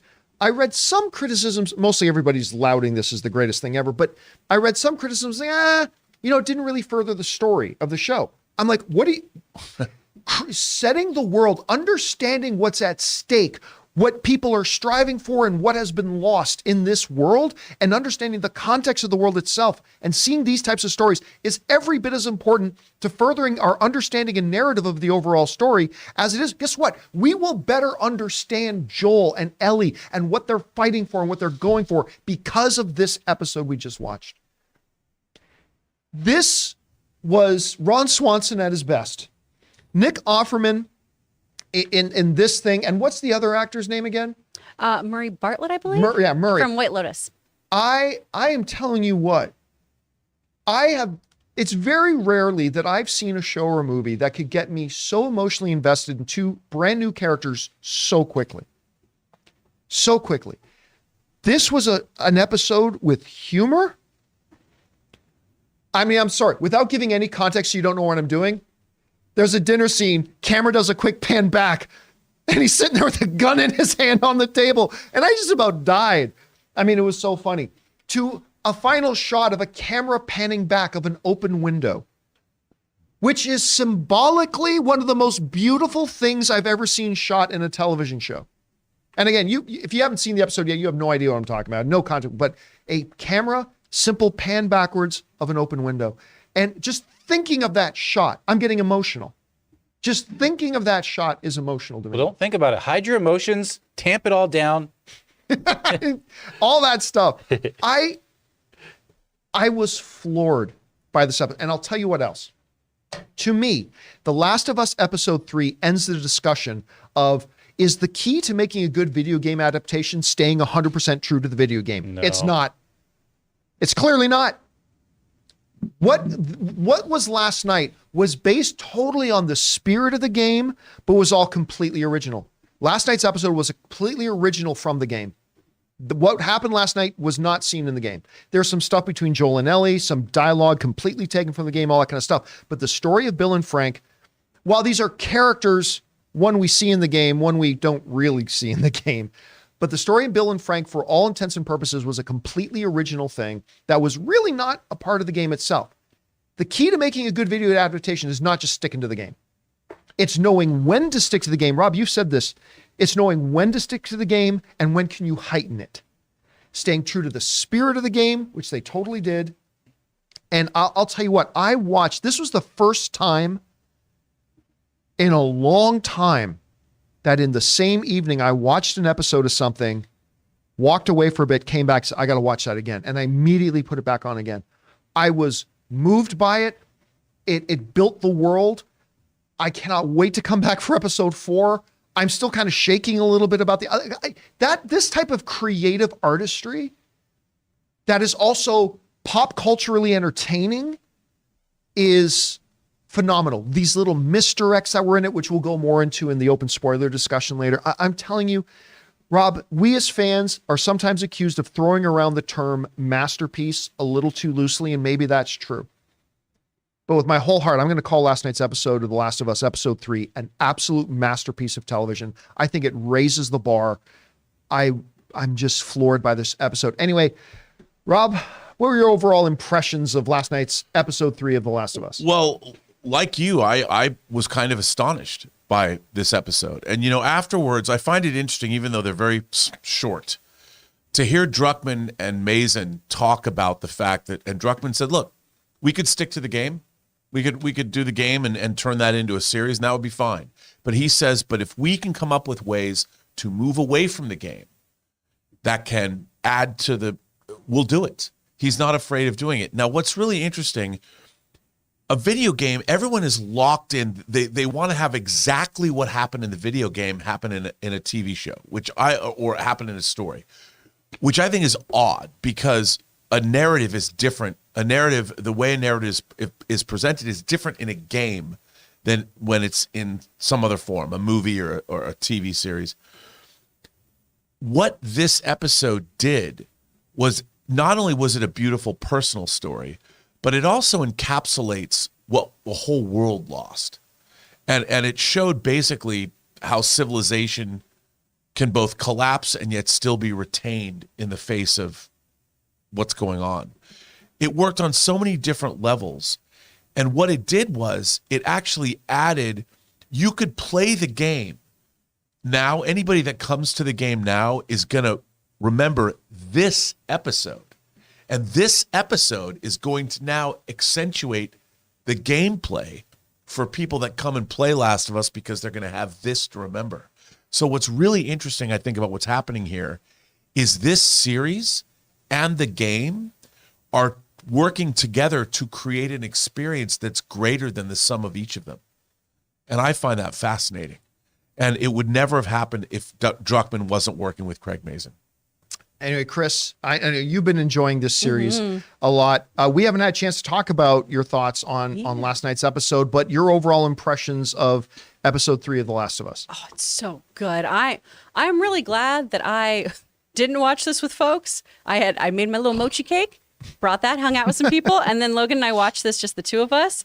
And thank God, because I did not want to be social with anyone after this. I just wanted to hold my husband. This episode is beautiful. And the changes they made, to Rob's point here, they made changes that further this story, that further this narrative that they're telling. And by making these changes, a lot of it is still true to the game, honestly. There are things that are hinted at in the game, right? There are some of it is expansions on things that are hinted in the game. Yeah, and then they did take some big leaps with other things and different kinds of relationships and stuff. But what they did here is they made a really, really beautiful story that only heightens what we're going to see and what our characters need to know. Yeah. Right? They need certain through lines to push them forward in this current narrative. And it's just so expertly done. It's so beautifully shot. I really, really enjoyed this one. And it is really just fun to see Ron Swanson in a Ron was right about everything. I love it.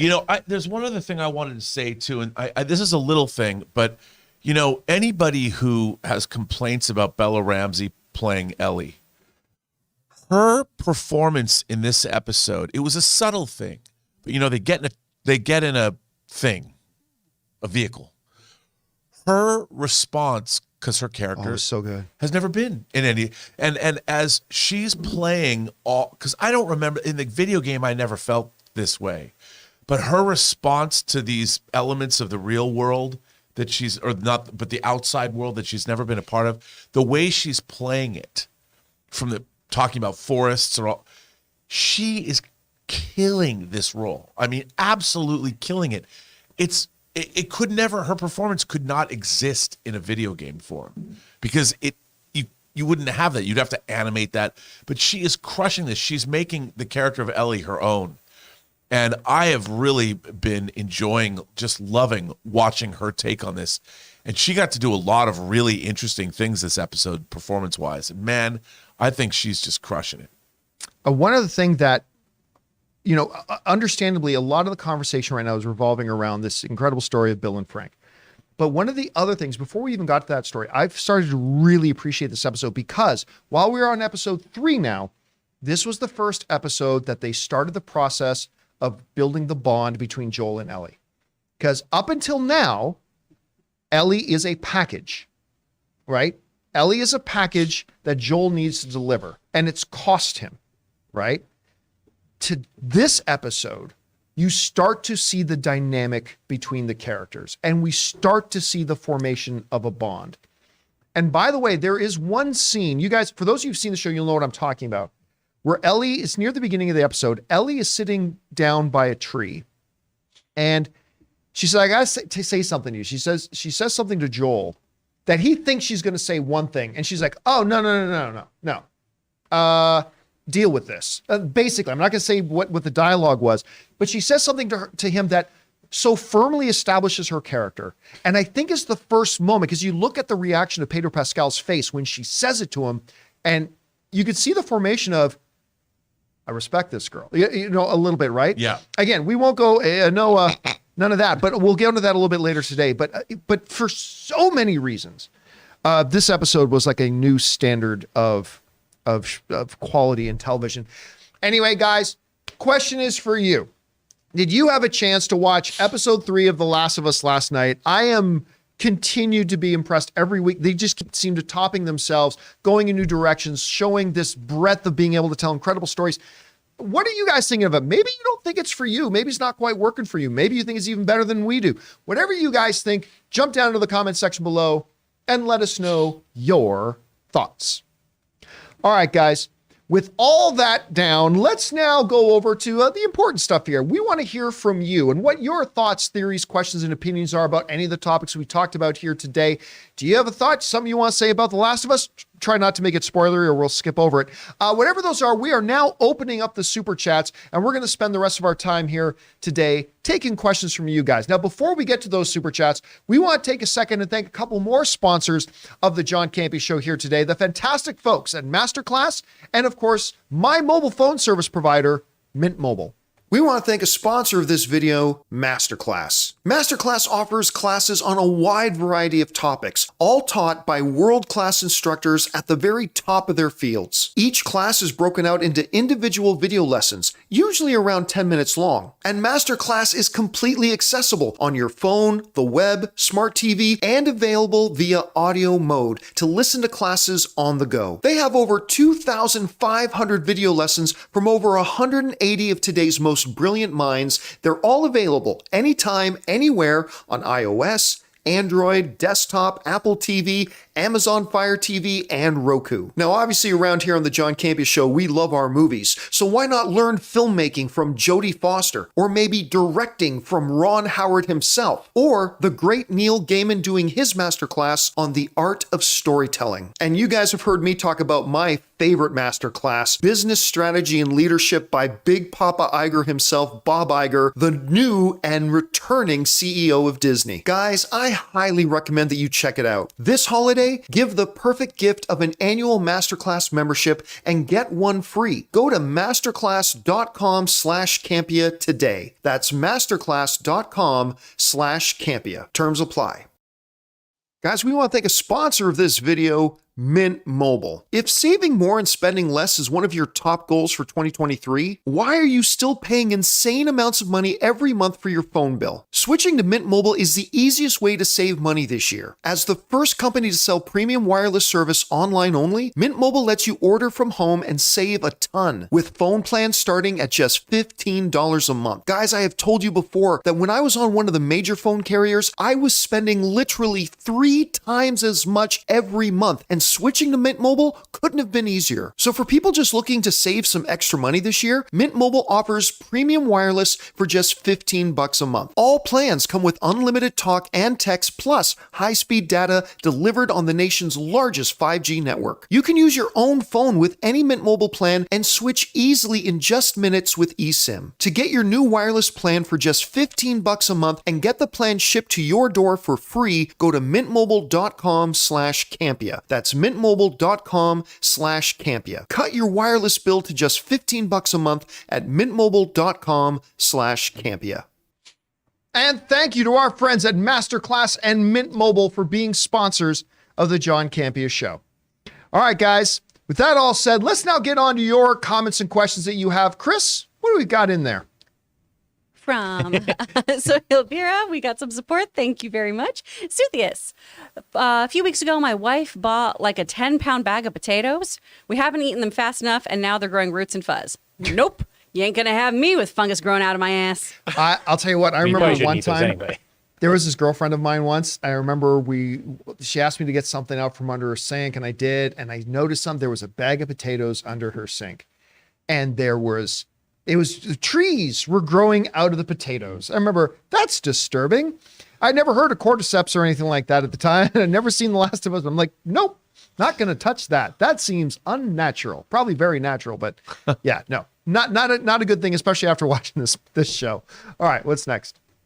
From Dumbrodor, I want Avatar 2 to hit the top 3 worldwide box office, just so we can say that the top 3 are AAA, Avatar, Avengers Endgame, and Avatar 2. I mean, it's true. I mean, it it very well could. Now, with the re-release of Titanic coming at February 14th? Yeah, I think 14th. Look, it's not going to make $200 million of the box office or anything like that, but it's going to add something. Yeah. It's going to make it a little bit more difficult for Avatar: The Way of Water to get. I think it will, though, at this point. I think it still has enough momentum to catch it.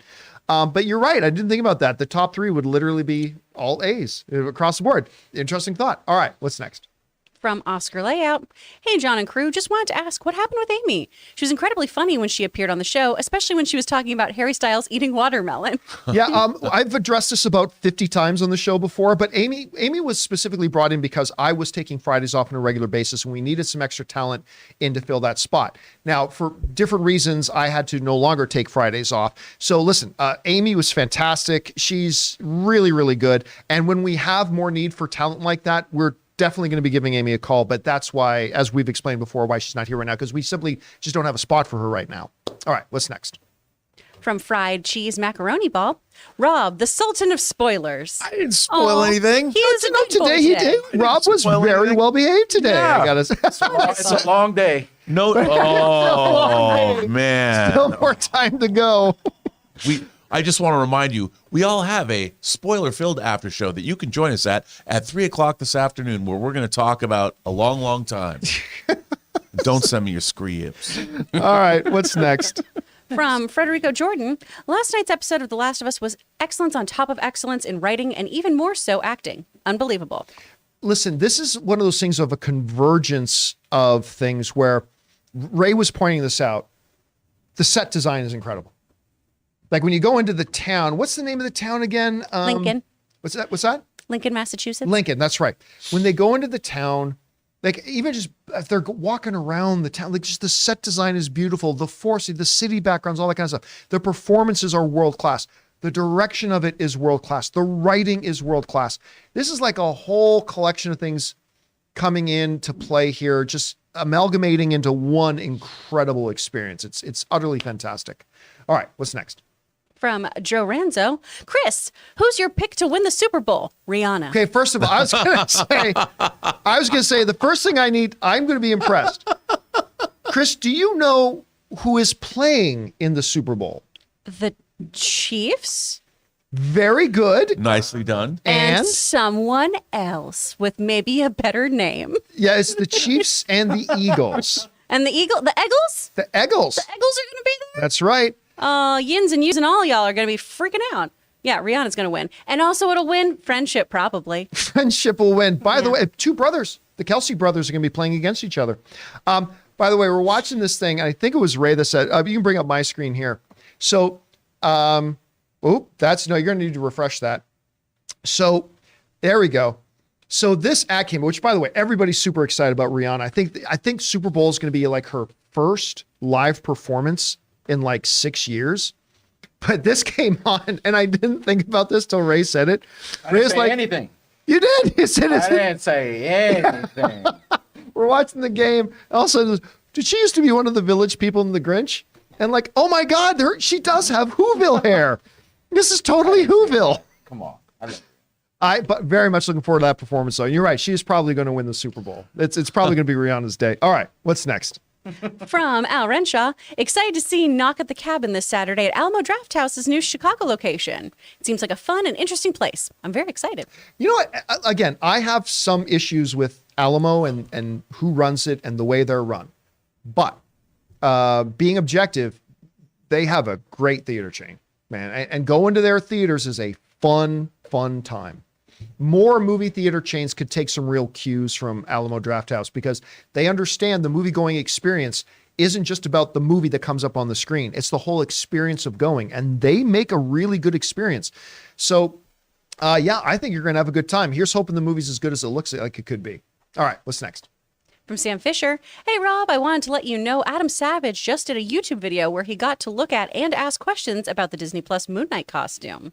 Yes, I need to see that. I interviewed the girl who designed that costume for Designing Hollywood, and it's amazing because how many pieces they had to put on it.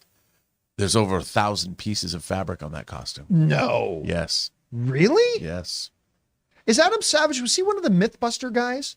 I believe so. Yeah. Okay, I never did watch Mythbusters. He's a big geek, and he does a channel where he's always looking at models and props and things from sci-fi, fantasy, and horror stuff. It's really good. All right, what's next? Action figures. From Dumbro Dorrigan, AMC has reserved seating, but has anyone stolen or tried to steal your seat before? I come in as soon as possible so I don't have to put up with taking my seat back. Oh yeah, but I just ask them to move. Yeah, Sometimes they just don't know. Yeah. I once Because listen, the reality is theater's dark. Sometimes, by the way, AMC and others, the numbers on the seats aren't super clear.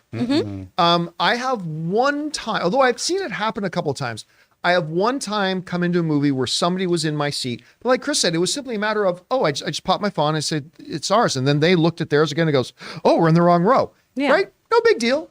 Easy fix.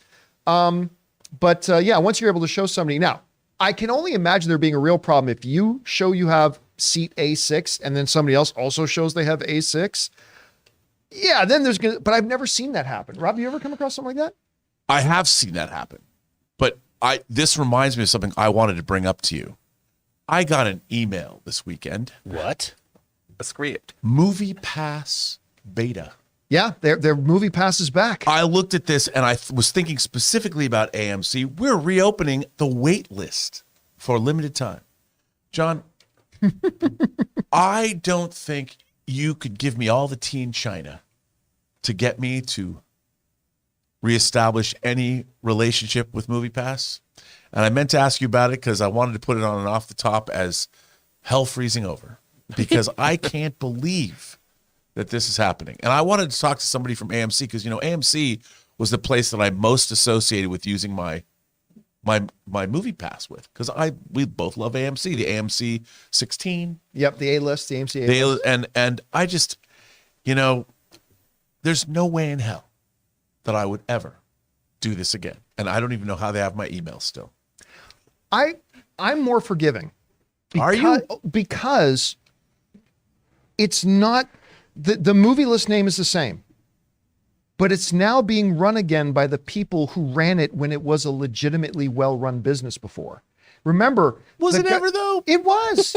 Was the model ever going to work? It was. And I would propose that it did. Like back when MoviePass was like $35 in LA, I became an early adopter of it. Me too. And I enjoyed it. It wasn't until the creator of MoviePass sold the company and left, and he sold it to, I can't remember the name of the company that took it over, but this company took it over, and they're the ones who came up with this scheme of, we'll drop it to $10 a month. There was no way that business model was ever going to work. And their whole business premise was the idea of blackmailing movie theaters and screwing over fans and all that kind of stuff. Now, they're gone. They're all out of the way. The original creator of Movie Pass is now back. They've taken it over. They're going to try to relaunch it in the spirit of the original. Look, I don't know that it's going to work, but since I appreciated what they did when he owned it before, I'm very curious to see if they can make this work. I mean, I know I've derailed the question, but the question brought this up. It made me go, I couldn't help myself. I had to bring up the Movie Pass thing with AMC and looking for seats.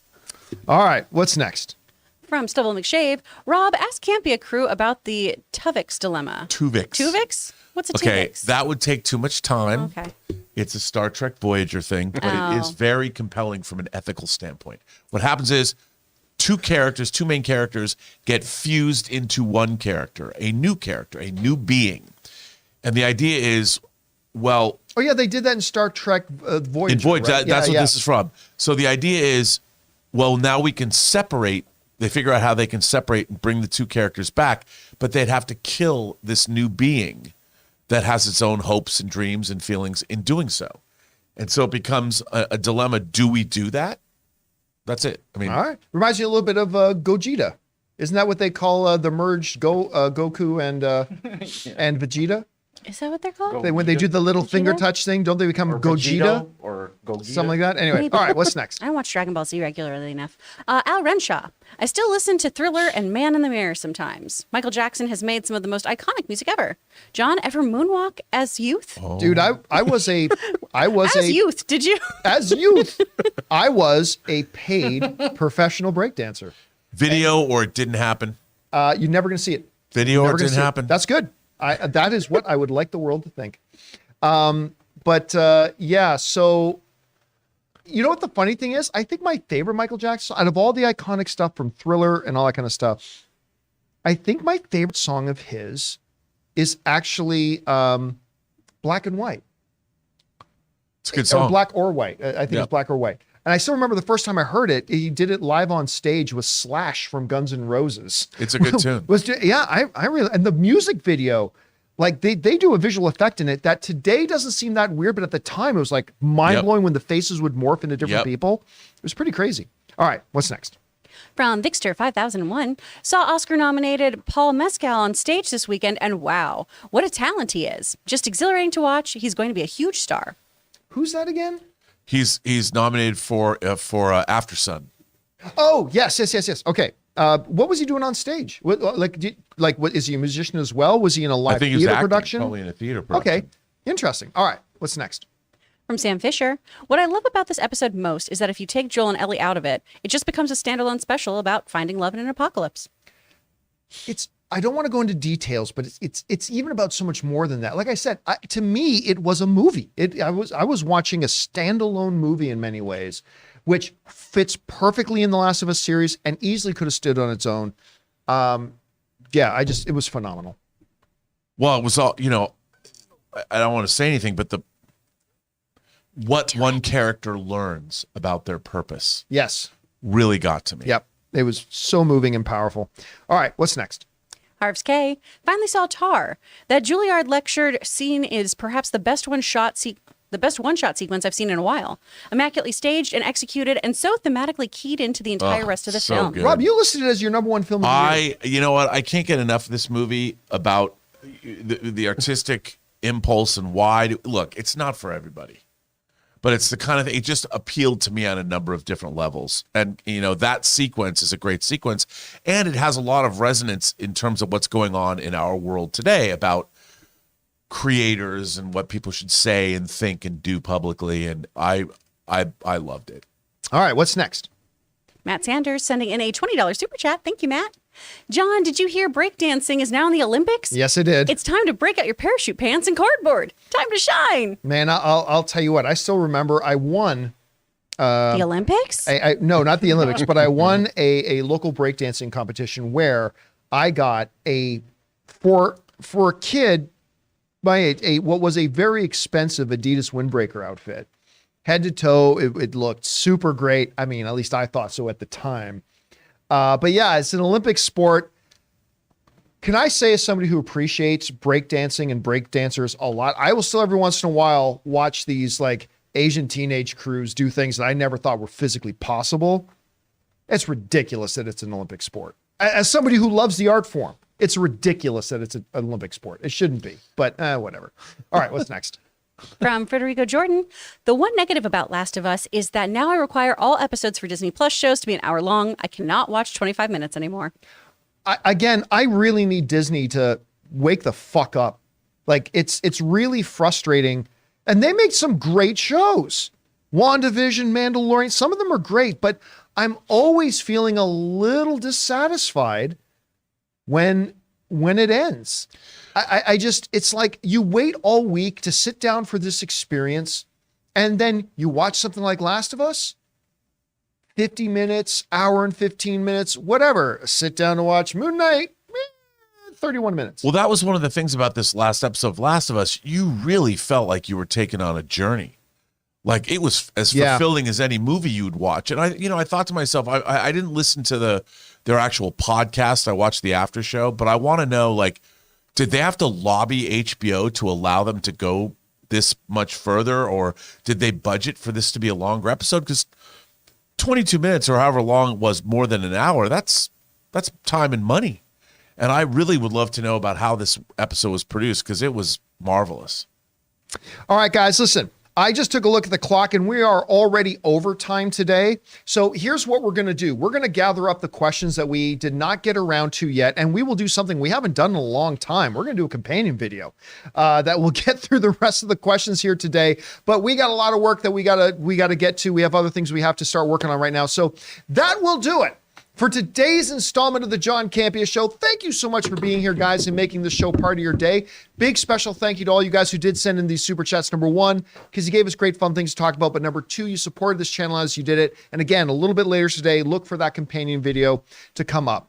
So for everybody in the room, Mr. Robert Meyer Burnett, back there we got Ray Ora, Taylor Gonzalez, Jonathan Voico, and of course the wonderful Chris Carr. My name's John Campea, guys. Thanks a lot for being here. And until next time, my friends, bye-bye.